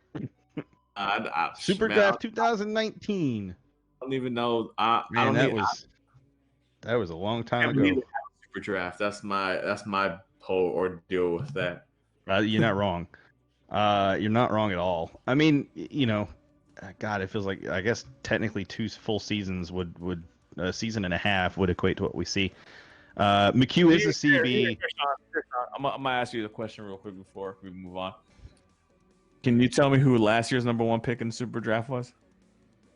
Number 1 pick in the Super Draft? No, I can't actually. Yeah, exactly. Number 1 overall pick. Chicharito. Pat says Chicharito. Can anybody in chat, without looking it up on Wikipedia, tell me who the first overall MLS Super Draft pick was from 2020? Yeah, obviously, I know. I think it was Cincinnati's pick because they were the incoming team. But I can't remember the kid's name. Oh. Yeah. Who did you think drafted? Hold on. Who do you think drafted? It was Cincinnati. I know it was Cincinnati because they were because Miami had the number 1 pick. Miami was the one to make this selection. Oh God, I even forgot we had the 8th overall pick. Do you know who we picked up with the 8th overall pick in the 2020 draft? No idea. I don't even know if this player is still even with the team. Line me. Garrett McLaughlin. Isn't that the goalkeeper that went to go on trial? No, he was a winger / forward. See? He was a center forward. Like, he played center forward for SMU. 2019. So 2020, it was not Frankie Amaya either. 2020 was Robbie Robinson. See, there you go. Yeah, you totally knew who that was, right? No, I didn't know who. I mean, Frankie Amaya was I knew 2019. Yes, correct, Sergio. Sorry about that. Yeah, that was the confusion. Even if I go through the 2019 draft, I'm going to look at just the first round. So Frankie Amaya is a player that, plenty of potential. You have Andre Yashiki for Denver, who actually is still playing for them. Sam Junqua, obviously, with the 8th overall pick that year. I'm still looking. Tajon Buchanan for New England. And that may be about it. Chase Gasper, he definitely is on there.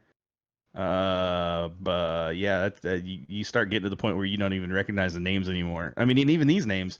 But that's the thing, right? I remember how little the draft actually means. Oh man, our 9th overall pick in the 2nd round of the 2019 draft was Andrew Samuels, who we've never seen or heard from after that.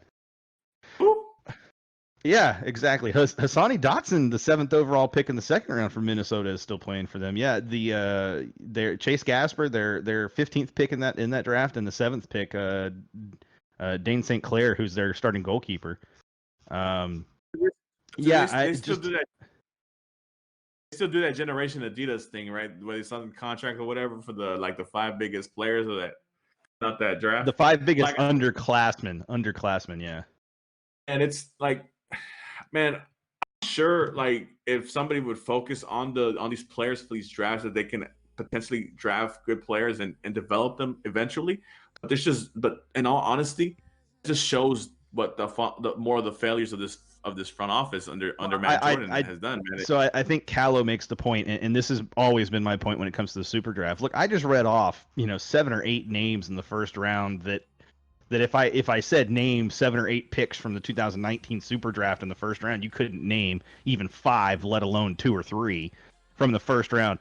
The reality is, when it comes to the MLS super draft, it is not the place that you are pulling talent from anymore. Unless you were Minnesota United or New England, or Colorado, you're not pulling talent from the MLS draft. You might pull one player, and we did, Sam Junqua in 2019. You might pull one player out of your hat that actually develops into a player that maybe plays for you, let alone starts. In fact, it's very consistent that players in the first round don't even end up playing consistently for consistent minutes with their MLS club. So yeah, the draft is just not the place it's not the place to pick up talent anymore. It's so convoluted because the pool is too big. And there's too many players coming out of college that are not at MLS level because the college system is so bad. But it's one of those things where I think, and I know we're getting off topic with this super draft conversation. What else is new? I think the super draft is one of those things that I think MLS might need to think about eliminating for a little bit, and maybe just go on where the teams can choose players to bring in on trial, instead of them being drafted, I guess, or whatever. And I guess wherever they deem or seem fit them to go, they can choose to go to that squad for a trial, whatever. Yeah, this whole super draft thing isn't really working out. And I'm just speaking here specifically for the Dynamo because that's what I know. The Dynamo. I don't know what's going on with FC Dallas and Miami and whoever else and Red Bulls and all that other stuff. So I mean, for all we know, those guys might be hitting home runs. Those guys might be, they might be having cream of the crop players in their academy, building them up and sending them out. But from what I know here in Houston, they haven't done jack squat. So. Well, and I could tell you even so, I'll take it a step further. Dallas's first pick, the 14th pick overall in last year's draft, or actually the 2020 draft, this year's draft, Nkosi Burgess, he's not with Dallas anymore. I mean, the thing is, again, I come back to this because it's important it's important for people to remember, especially fans. The draft is not where you're going to improve your roster to the point of a championship. It is a place where you can supplement depth and find players that can fill your depth.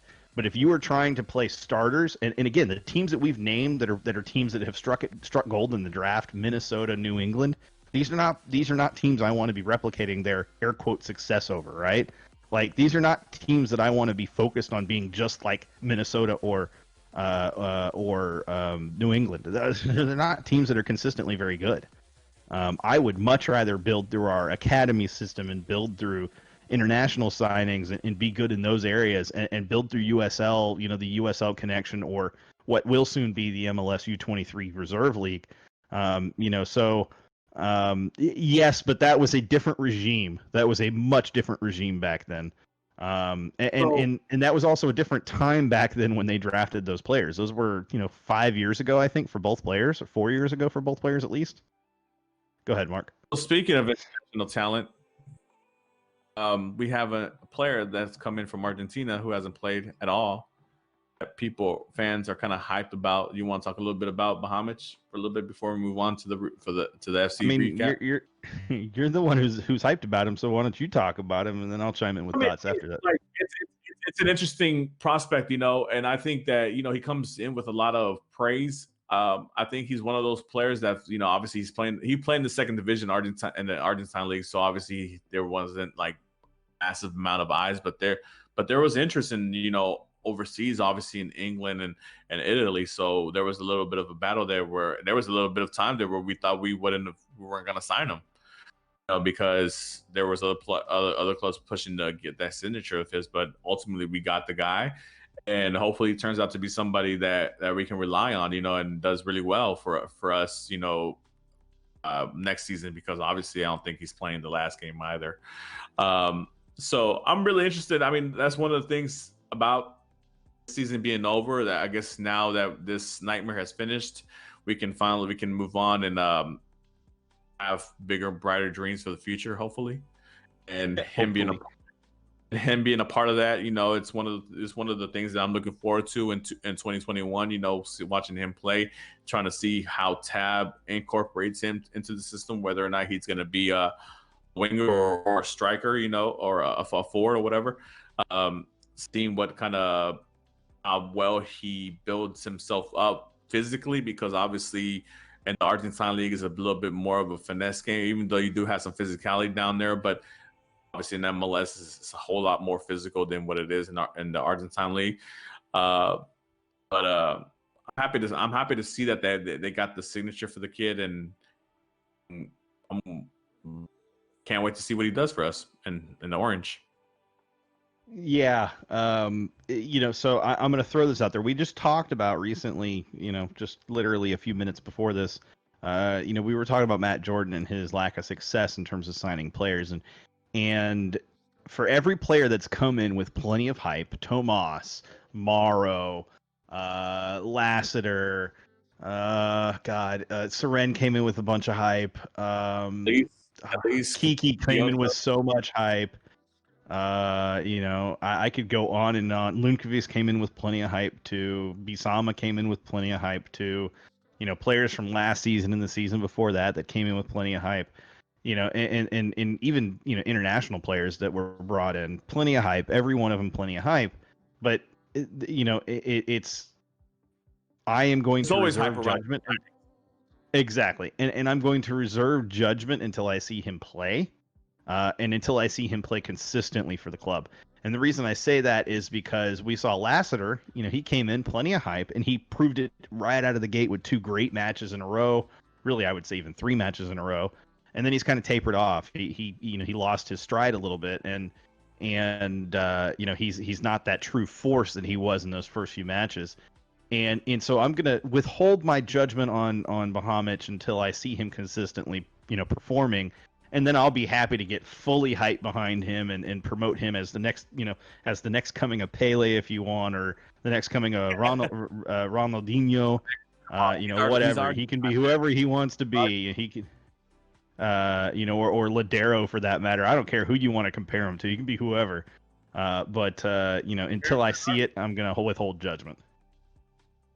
But yeah, of course, and it just goes to show, like, obviously with all the hype Lassiter came in with, and he came in with that brace and everything, just imagine if at least would have stayed and played alongside Lassiter, connection, but what happened, it clicked right off the bat. So but obviously that's a hypothetical that not existent anymore. So, anyways, we're going back to the recap of the Texas Derby, the last Derby of this season. It was not a good look for our Houston Dynamo, losing 3-0 to FC Frisco. We only needed a tie to bring back El Capitan, but we did not achieve that, obviously. What is your takes, Sean, on this last match with FC Frisco, man? The team out there was a complete rotation change because obviously Tab was upset with the players and he needed new blood, fresh legs out there, and yet no result. My biggest frustration coming out of that match is really tied to one thing. And this was a match that you absolutely knew you had to win. Players knew you had to win. And you knew that you needed to come out guns blazing. And it felt like to me the team came out flat. Frisco. I said a bad word. I apologize to our censors. Hopefully you don't censor me further for that. Frisco. They came out and they had something to prove. They had something that, that they were playing for. And it felt like our players, they were just kind of going through the motions a little bit in the first half. And much like many of the previous matches that we've struggled in, especially that kind of run up to this match over the last 3 or 4 matches in particular, first halves have not been our half. And eventually late in the second half, we start to kind of figure out some things, we start to kind of make some headway, but by then it's too little too late.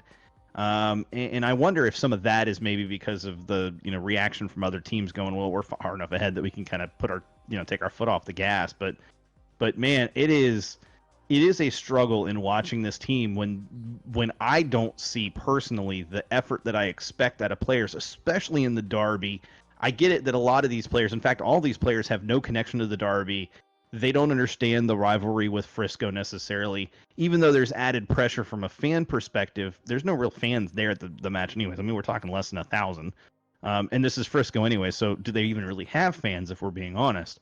But regardless, it's still one of those situations where the current players have no idea what venom should be in this match. They don't have a connection to the heartbeat of this match. They don't have a connection to the heartbeat of, in my opinion, of even this team and this fan base. There are some players that do, like your Christian Ramirez and players like that, but it seems like the majority of players don't understand the intensity that this match requires, this type of match deserves, this rivalry deserves. And I don't think anybody watching that match could disagree. Go ahead, Mark. You say that, Sean, but these are professional soccer players. And one thing's for sure, in the world of soccer, there's rivalries, right? And we all understand derbies, we all understand clásicos, we all understand all that stuff. And if as a player, regardless if you're on the downside, not qualifying for the playoffs or bottom of the table, whatever, if you're playing your immediate rival and you're not getting up for that game for whatever reason, just to hold them off another day from qualifying for the playoffs, what are you doing? What does that tell you? The mentality of those players, to not be able to up for the game. Now, I can understand them playing their hearts out and not having the quality on the pitch to beat that rival. That I can understand. What I saw on the pitch that day, what was it, Saturday or Sunday? I don't remember what day the match was. But what I saw on that match, man, to be honest, it was nothing, man, and that's sad to see, man. This, if anything, that should be the match every year that team should rise up for. Not because they deserve our attention like that, but it's because it's our main rival. It's the Texas Derby. And to be ran out of Frisco the way they were, it's just a disappointment, man. And then on top of that, what you said earlier, at Jordan's tenure, not have ever won Frisco, sad, man. And it's lost its flair, And then when you have a third team in Texas coming in Austin with a lot of hype and a lot of momentum and all that stuff coming in, I honestly, and I hope I'm wrong, I feel like Dynamo are going to end up being like the third team in Texas. if it continues this path, because it's just one of those things where obviously we know what FC Dallas has done with the academy, how they've grown that academy, and they're producing players and they're selling players to European teams, and their recent success, with their U.S. Open Cups and Supporter Shield wins and them qualifying for the playoffs this season. And the Dynamo haven't really done anything except for the 2018 U.S. Open Cup win, and you have this brand new team coming in Austin. We're getting really close to being the third team in Texas, and that's not a position I want to be in at all. I'm sorry, Mark. You have been voted off the island. I need you to leave the show currently. Callow says you are being voted to. He wants to vote to replace you.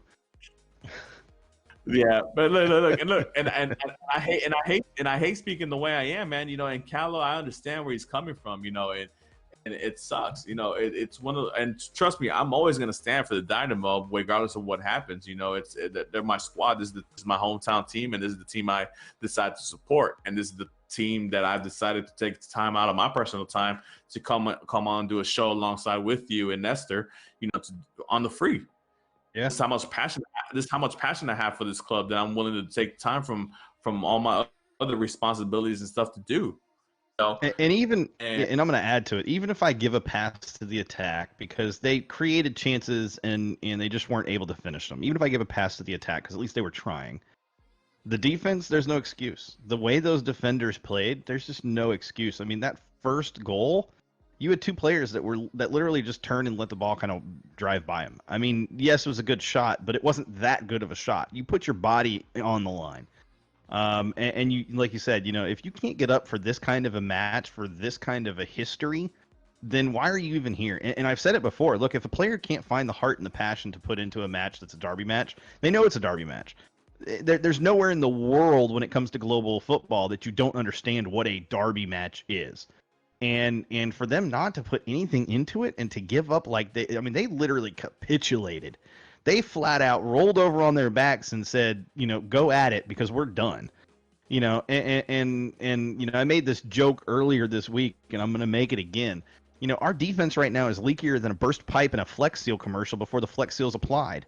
My hope is maybe a new GM can provide that Flex Seal that we desperately need, but we're freaking we're a burst pipe and it's just flowing water and there's no end in sight. There's nothing to stop it.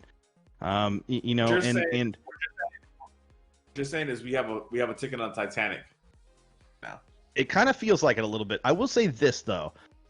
You still have the band playing. You still have your attack that's trying to make things happen. And I think that some of the blame that keeps falling to our fullbacks is a bit unfair at times. And the reason I say that is they're doing what's being asked of them, which is to push forward at certain times. And the problem is when they're pushing forward, the center mids are also pushing too high up the pitch. If the fullbacks are pushing up, it is Vera's responsibility. It is Seren's responsibility. And it is Boney or Memos or whoever else is playing that other center mid role. It is their responsibility to track back and to backfill those spots. It is the center back's responsibility. If they are playing up, the other center back needs to stay back. They need to not be caught on the counter, and this team is just absolutely susceptible to the counterattack. We do not get back quick enough. We don't recover quick enough. And when we don't, there's just no hope. Marriage is not going to save everything. And I've seen a lot of people give him a lot of flack. He's not the right goalkeeper moving forward. But to me, you don't know that. We did the same thing with Joe Willis, and look at Joe Willis with Nashville. When you put a good defense in front of most goalkeepers, they're gonna show out. And I think Marriage is much the same way. Right now, right now we're putting a leaky defense in front of him that he has zero control over, and that won't even listen to him. And that's just not gonna. That's not going to do. It's not going to be it. There's a stat there. I'm sorry. There's a stat that came up a while back when we were playing Nashville. Obviously, Joe Willis being the goalkeeper for Nashville SC. He had, I think at that time, he had 9 clean sheets this one season, and he had 4 clean sheets overall in 4 years of being a Dynamo keeper. It's not Marco's fault. No, he's out there. I think he's done really well given the circumstances, to be honest, He's still young. I think he's what, 23. Yeah. For a goalkeeper, he's still young. He's still growing. Goalkeepers are 24. a lot different from position players. Where growing takes a little bit of time.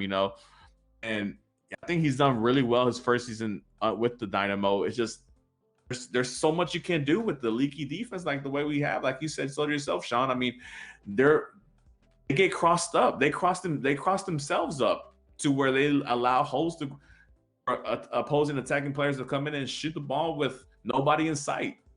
And Marco has to make that save or try to make that save, and sometimes he's able to, and sometimes he's not. Yeah, for sure. You can put Neuer back there, and he's going to give up. Yeah. Neuer back there, and he's going to give up goals behind his defense.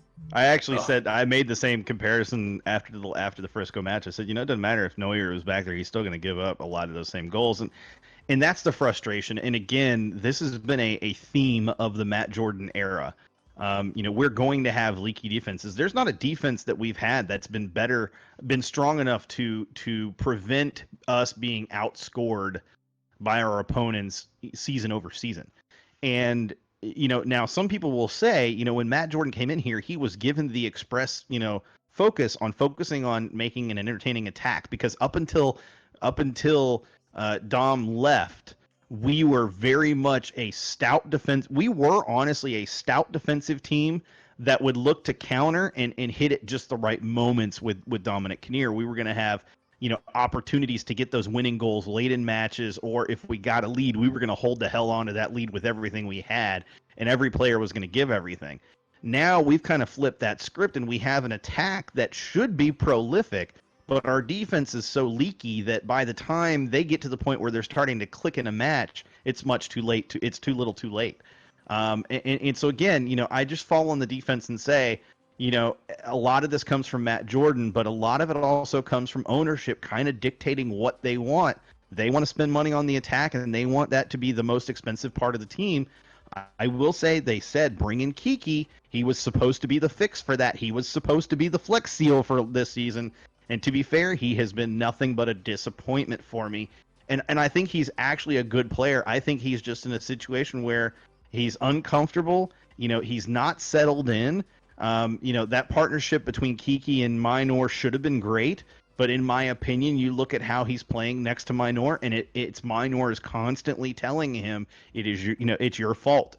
And again, it falls on both CBs, and you can't have an old man next to a guy that's not fast. Kiki's not a fast player. He's a decent pace guy, but he's not a fast player. You can't have an old guy that isn't really able to keep up, especially with this type of attack and this type of MLS, where you're going to be constantly under siege, constantly run back and forth. I mean, CBs in the league right now, they have to be able to do 40 to 50, 100-yard sprints in a match. Easy, because they're constantly having to track back. And you need young players for that, and we just don't have them. When it comes to CBs, especially when you have a four-man defense, like those CBs are supposed to complement each other. They are. If you have one that's tall and slow, you got to have one that's a little bit shorter and quick. If you're gonna have one that's physical and strong, then you're gonna have one that's more finesse and able to play with the ball on his feet.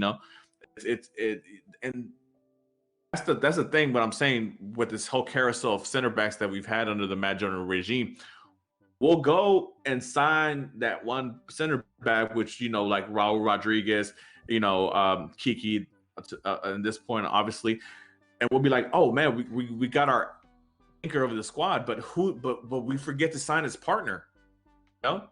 Yeah. We forget to sign his partner, somebody that's going to complement that quote unquote big signing defender that we did. We bring in Batman, but we don't bring in Robin. And it's disappointing, because I'm sure Raul Rodriguez could have been a better center back for us back in the days, and I'm sure Kiki can be a better center back for us now, presently. Unfortunately, there's only so much they can do because they're limited. They're limited physically, or they're limited ability-wise, because he's not the fastest of players. He's not the fastest of players. He doesn't know how to play with the ball at his feet too much. So when you don't have that, you got to complement him with somebody who does. and then that's the way it goes. So Otherwise, then otherwise maybe you need a maybe play a 3-man back. But then if we can barely defend with 4 guys, how are we going to defend with 3? yeah, no, you're not wrong. So I do want to say something, and this ties to the GM conversation. It ties to this conversation too. In kind of thinking about it, one thing to keep in mind when it comes to a new GM, and again, I'm basing this off what I believe is the truth, which is that Jordan will be gone at the end of this season, or if not sooner. But if the Dynamo are bringing in a new GM, I know we're scarred from our current GM and the situation we have been in for so many years now. But I think we need to give whoever the new GM is, unless it's somebody from within the organization, I think we need to give them a little bit of leeway. They're not going to turn everything around in one whole season, but what they can have is an impact in little areas right out the gate.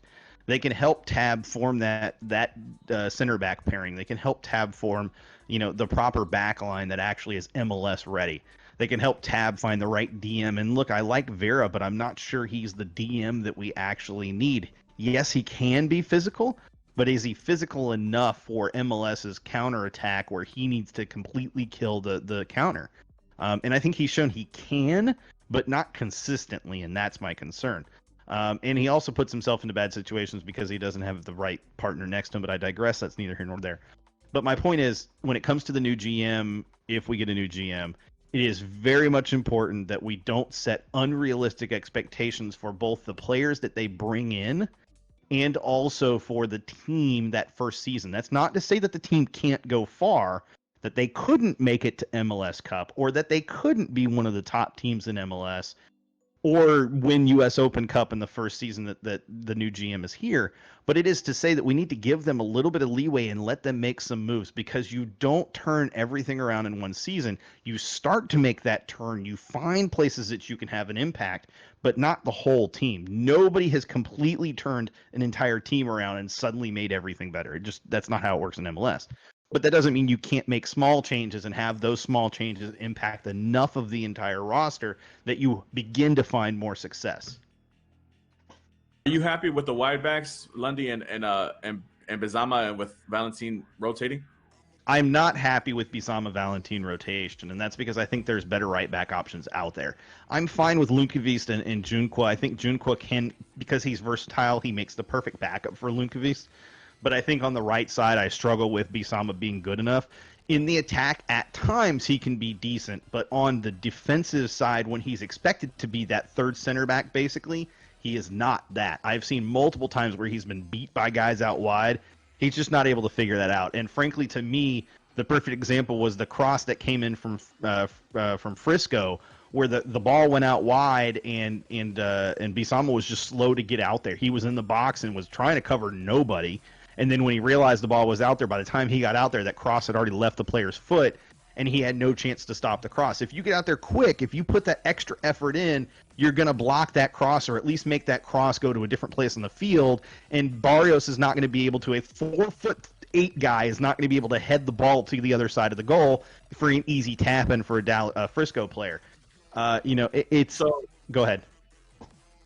See, no, I tend to agree with you as far as right back for Bizama. I think he's more suited as a right wing back, or even a right midfield. For as much, obviously when he came in, there's so much there was so much hype about him because he can get involved in the attack from a fullback, from a wide back position, whatever.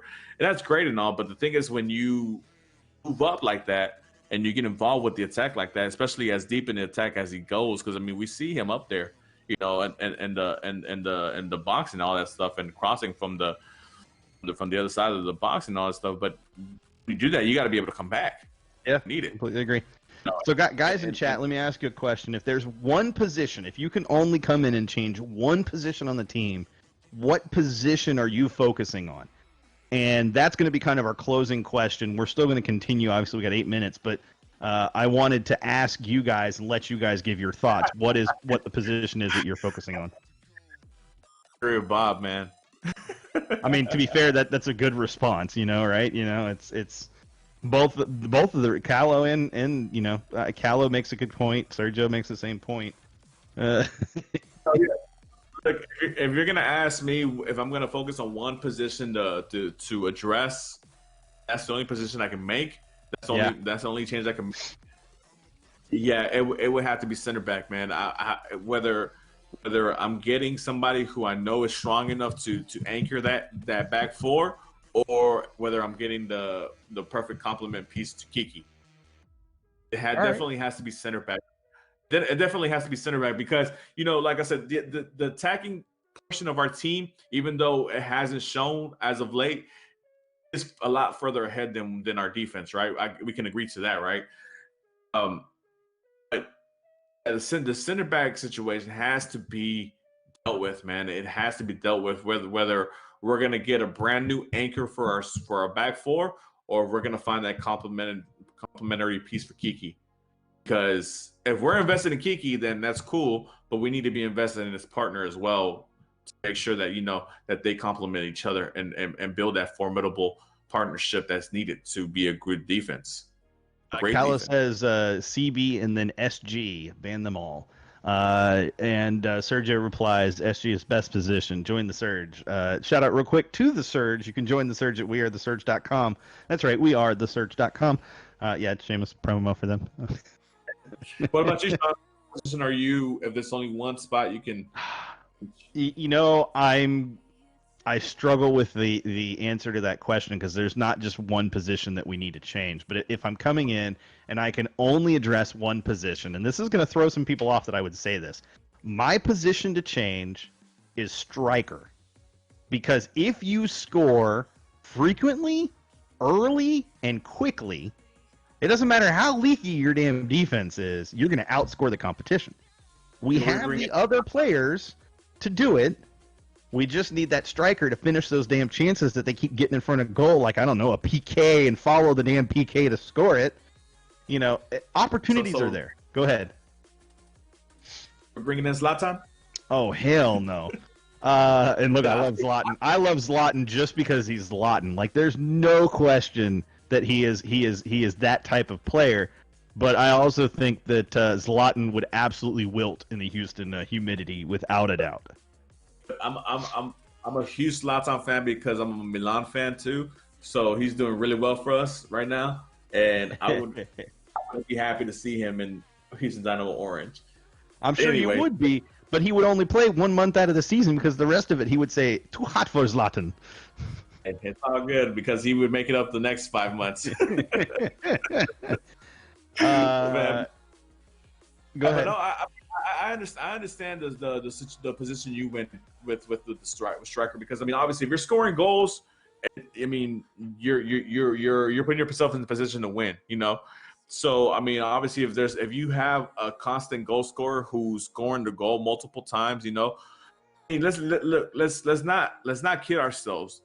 This isn't MLS from 10 years ago where a 10 to 12 goal score, 10 to 12 goals per season goal scorer you through. You need a 20-plus goal scorer in this league now. Yeah, there's been multiple guys already, multiple teams to achieve that.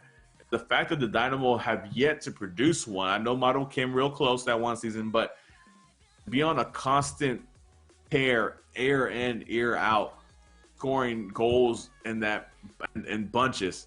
That's what the Dynamo need, man. Like, that's where I understand why you chose the number 9 spot, because if you have somebody constantly scoring goals, 20, 25 goals a season, yeah, you're gonna be in a lot of matches. Fortunately, if the defense is the way it is, you're gonna need that 20 to 25 goal scorer to be maybe 25 to 30, depending on how this defense is playing. So. No, I agree with you, but again, if I can address, if that's the only position, if I only get one position, that's the position to me that as a sole position can have that level of impact. Now, that is with the caveat that I'm then going to ownership and I'm saying, if you're only letting me spend on one position, I am spending on striker and I am bringing in an elite level striker from somewhere else in the world. I'm not going to pull him from here in the U.S., here in MLS. I'm going to pull him from somewhere else in the world, and it's likely going to cost you money, but I'm finding that striker and I'm bringing him in. And there are those strikers out there that would come to MLS that have the propensity to be that level striker. And I hear myself saying this, and it's frustrating because if this was 3 or 4 even seasons ago, I would be like, I'm the stupidest person in the world for saying that, because we already have good strikers and we have decent strikers. My problem is they've lost it mentally. And I don't think that's true for Christian. I think Christian's in the wrong situation right now. But go ahead. You have to have consistency. I mean, it's like I said, it's great when you have somebody who can score goals in a bunches in a short amount of time, that, which is great for that short amount of time. But then when you go a span of 7 to 8 games where you're not scoring and the team is struggling because you don't have your scoring boots on, that's where it hurts the team. Because like I said, you can have, I mean, there's been a lot of players I've seen, and I've watched a lot of soccer throughout my years in a lot of countries, that you have those players that score bunches of goals in a few matches, and you're like, oh wow, this guy's the next coming of so and so, blah blah blah blah blah, and then go blank for the next 10 weeks. If I get to pick my player, I'm gonna tell you who I'm bringing in, and the situation is perfectly set up for this. I'm bringing in Othel. I'm absolutely bringing in Othel right now, and I know you're laughing at it. This is crazy, but think about it. Who is a better distributor? And you pair him up with a guy like Quintero that actually can distribute. Osel's going to have 100 goals. Now, okay, that's a little exaggerated, but the guy is going to have ample, goal-scoring opportunities, and he's not just a guy who needs to come in and be able to score. Go ahead. Speaking of Osel, I mean, like, I don't see it as far-fetched, because, I mean, if a team like DC United can talk about bringing him in, why? See, this is the thing. Why can't the Dynamo? I mean, obviously, Absolutely. I know the ownership is the people holding his bag, but why can't it be a possibility for Dynamo to bring a player of that caliber? Also, I'm going to hold you for a second. Let me add this thought. What if the reason we haven't brought in that big name player yet, or that big striker player, or that big single position player that's expensive, is because that's not Matt Jordan's preference? What if that's been Matt Jordan the whole time? We've assumed it's ownership. Now you scoff, but we've assumed it's ownership. What has Matt Jordan done to tell you that he wants to swing for the fences? And see, I every interview that I hear Matt Jordan on with Glenn on his radio show, it's always about these 3 principles and blah blah blah and all this and that. And those 3 principles are great. Whatever. If you can find players like that, that's great, right? Very rarely do you find players that fit all 3 of those principles, whatever being youthful, being professional, being of the right mindset and stuff like that. Look, you need some crazy. Every team needs some crazy. We need some Kyoto. Do we not need some Kyoto right now? Yeah, you need somebody who's willing to get in somebody's face and just be like this far away from punching somebody in the face. It's needed, man. These are grown men. When if you have the whole room, like I said, I think we've talked about this prior shows. Who is the voice in that locker room? Who is the guy getting in people's faces? Nobody. I don't think anybody has the balls to get in anybody's face over there. Yeah. To be honest, I mean, but going back to what I was talking about Osu, and since you brought him up, it would be awesome to have him on this team, and he would potentially be one of those 15 to 20 assist guys if only he had players that can actually shoot and score the goal, in front of him. It would be amazing, but it's one of those things where he would be that top level talent where he can put the ball right there on a platter for Mauro or for Christian and make it so much easier for them to score goals. Hopefully, that would be the thought of and a signing like that. But right. No. Are you done with that? Yeah. All right, I have one final point that I'm going to make. This is a bit of a longer point, so hold with me. And we're going to kind of end it here because we've gone 2 hours now, by the way, Mark. So we're going to kind of end it here. But I want this discussion to keep going, so we'll keep the Nestor if you can. Shut up, Nestor. Jerk. He's right, though. But what I'm saying, Nestor, is if you can keep the music on in the background, I'll stay in chat. Huh? Are you laughing? Stay on. I'll stay in chat. We can chat it up for a little bit, and then guys, we can take it to Twitter. We can talk there, or if you want to hop in our Discord, if you need the link, let me know. I'm sure Nestor can tweet it for you. I mean, send it to you, whatever. What I was going to say though is, so we're talking about, you just kind of brought up the three things that Jordan looks for. There's something that Jordan missed in those three things that I think is almost well, actually, in my opinion, it is more important than those three things. Let me ask you this question though before I get to that point. How can the Dash be so good and the Dynamo be so bad?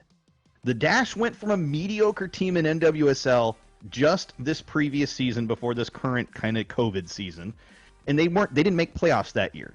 They went to winning the Challenge Cup and coming in second in the NWSL restart to Portland. If they can make the changes necessary to figure it out, then why can't the Dynamo? Their focus was on bringing in leaders on the pitch who know how to take over a match. We're talking about a Shea Groom. How many times did Groom rescue the Dash or put the Dash into a situation where they were so far ahead, there was no doubt about it? In the Cup final, she put the nail in the coffin. And yes, some people will say it's a different league. I don't care. Hush. That's not the point. It's the fact that the Dynamo could still do it. The second player they brought in, we're talking about a Megan Oyster. We're talking about a Katie Naughton. We're talking about these defenders that they brought in that are tough defenders that are not going to let people run by them. And you look at their midfield. They brought in Christy Mewis. They brought in Brie Vasali, and that is a Wolverine on that sideline. Brie Vasali is amazing. But especially Christy Mewis, how well she played this season and has played since she got here. These players that other teams considered cast-offs, the Dynamo could absolutely do the same thing. I know it's a different league. You're going to have different players, different concepts, but the idea is there. There are players that are tenacious, ferocious players that the Dynamo could sign that could help form that team. They could find leaders. Instead of focusing on in players that have character and integrity, I think Jose Mourinho said it best in the All or Nothing Tottenham Hotspur edition. Yeah, I'm going there. He said, we got to be assholes. We got to stop being nice guys. It's time no longer to be nice guys. We have to be assholes. We have to be mean. We have to be ruthless. And look, I look at this Dynamo, and it is nothing but a bunch of you-know-whats that I'm not going to say because we are a family-friendly show. But frankly, they're a bunch of you-know-whats. They capitulate. They give in. There's not the drive and the determination to be better. There is no leadership on that pitch. There's no emotion on that pitch. I'm not saying trade for a bunch, but you have to trade for 2 or 3. You have to find that core of 3 players that can be, and I think Memo is one, but Memo needs one other player in the defensive line or in the back end of the midfield, somebody who can be that absolute dog that's willing to go to bat. Look, I've said it before. Boney is not that player. He wears that captain's armband from time to time, but he's not that player. He's not going to be the one that's going to get in another player's face. You have to have that type of player. And I assure you that Tab wants that type of player to anchor his spine of his defense. Go ahead. The one time they did it, when they brought that one player in, it didn't match any 3 of the criteria that he spoke of. And that one player that I'm speaking of is the one. No. I'm talking about somebody. I'm talking about Vicente Sanchez. Oh yeah. Vicente Sanchez. I mean, since this team can hold a pair of 37-year-olds in Mino and Bonia, why not bring somebody older that actually has some flair, like they did that one time when they brought in Vicente? And Vicente played 15 minutes, if that, a game. Oh, if that. And yet everybody respected him because he was in people's faces, letting them know, like, hey, you're soccer, man. You're here 1 minute, you're gone the next, man. If you don't work on your craft, you're gonna be out this game quick. And if you don't do what you need to be doing on the pitch, you're not gonna be on the pitch for that much longer. And if you mess up on the pitch, I'm gonna let you know. I don't care who you are. He demanded that respect. I want to talk about one thing tied to this, and no, this is not an additional point. It's tied to the same point. So Nestor, Nani, and it was just brought up recently by Pat, actually in the chat earlier by Pat. Nani is one of those players. He got a red card in Orlando's final regular season match, and he cried because he knew what it was going to do to the team. And yet the team ended up turning it around with 10 men and scoring 2 goals to win that match against Columbus. One of the best teams, if not the best team in MLS right now. I mean, that's incredible to me, right? But that's a player that has the leadership. He has the respect. The same type of player that Vicente Sanchez was. Vicente Sanchez came in here and he earned the respect of every player on that roster. When he got on that pitch, players played with him and for him. And you saw it that entire season. He gave everything he had, and look at the result. We ended up with one of our best seasons. That team had no reason to make the Western Conference run that they did, you know? Nope.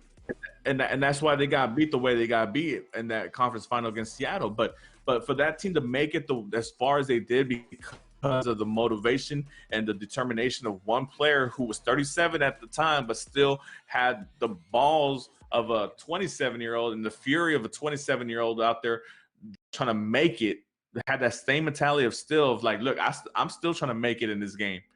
You know, even though he's won championships in Mexico, won championships in Uruguay, has played in Europe, you know, all those accolades that he's accumulated, he still played with more fury and anything than any of the young cats that were coming up with the Dynamo at that time that were trying to make a name for themselves. You know, and that's the problem that I have here. Everybody sometimes talks about like, oh, we can't bring in this player because he's a little too old or he's a little past his prime. Man, I need somebody who I can look at and be like, yeah, that guy's gonna yell at so and so because he messed up on the pitch, you know, or he messed up this play that could have won the game for us, or he missed this tackle, blah blah blah, and that cost us the match. I need that one player that's gonna hold players accountable and gonna grab them by the collar and be like, look, man, if you don't fix this, you're not gonna be starting. You're not gonna be playing for this team. You know, it is interesting just building on that. And again, not a new point, continuing the same point. It is interesting building on that, you know, how important that kind of facet of a player is and how little emphasis we've placed on those types of players. You know, Memo is a bit of that type of player, but he's not the guy. He's not going to be that guy that turns that switch for the entire team. He's not going to be a guy that elevates the play of every player around him. He doesn't have the tenure yet to be that proven player. You have to bring in somebody who's that proven player, and you would think Minor Figueroa would be that player. But frankly, I think some of the effect of Minor is the fact that because he's a CB, he doesn't have the same level of influence on the attack that Vicente Sanchez was able to have. And the attack is where we need that veteran presence, that one player, that one veteran presence, and I'm not talking about Boney, that one veteran presence that still has it, that still has something to prove. I don't know, Othel. You know, to be able to come in and be able to take over that attack and make the attack not so much about them, but make the attack about the Dynamo attack. Put that fear back into back into the hearts of opponents. And frankly, if I'm an opponent right now, if I'm Colorado looking at this match coming up, I am salivating at this match because there's nobody in that attack that scares me right now. You're playing a bunch of pansies right now. But pretty much, yeah. Go ahead. Yeah, I mean, but yeah, what the Dynamo need is that one player where, right after that player messes up or said player messes up on a play, on that player's ass, like right there and then, like, hey, come on, let's get up and go. And they don't have that, man. And until they can find somebody like that, and I hate when people say that they don't want players that cause trouble or stir up the locker room or quote unquote not good locker room guys. Man, dude, if you look out through history of any championship team in any sport, any league or whatever, you have those head cases that you need to kind of balance that team out to make sure that they're on course to become championship teams, to become great teams, to become high quality teams. And the Dynamo unfortunately have a bunch of guys who are monotone guys who ride the same beat, are saying hi to each other, how's it going, after they've got beat 3-0 in the derby. Hey man, what are you doing tomorrow? Hey man, why don't you come over to eat, you know? And we just got beat 3-0 by our fierce rival, and you're asking me to come eat with you tomorrow, man? I mean, F you. I'm not trying to talk to you right now. I don't want to see you right now. No? That's the type of mentality I needed somebody.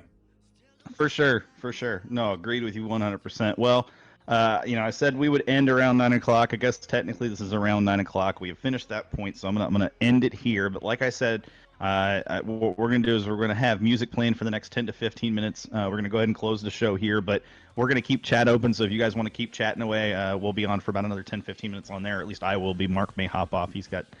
I use the term hop because it's probably all he can do. He probably can't actually walk right now. Yeah, that hurts. I just right now I feel like the chat is there's lots of discussion going on. I think I want to keep it going if possible. So, guys, hey, thanks for tuning in. If you're watching on Twitch, make sure to hit that follow button. Remember, we do air Wednesdays at 7 p.m. Central when we can. We try to do it every week if possible, but work tends to interrupt that from time to time. You can follow us on Twitter at Gen Orange Radio. It is at the bottom left of your screen, actually technically center bottom left. Like I said, twitch.tv/Generation Orange.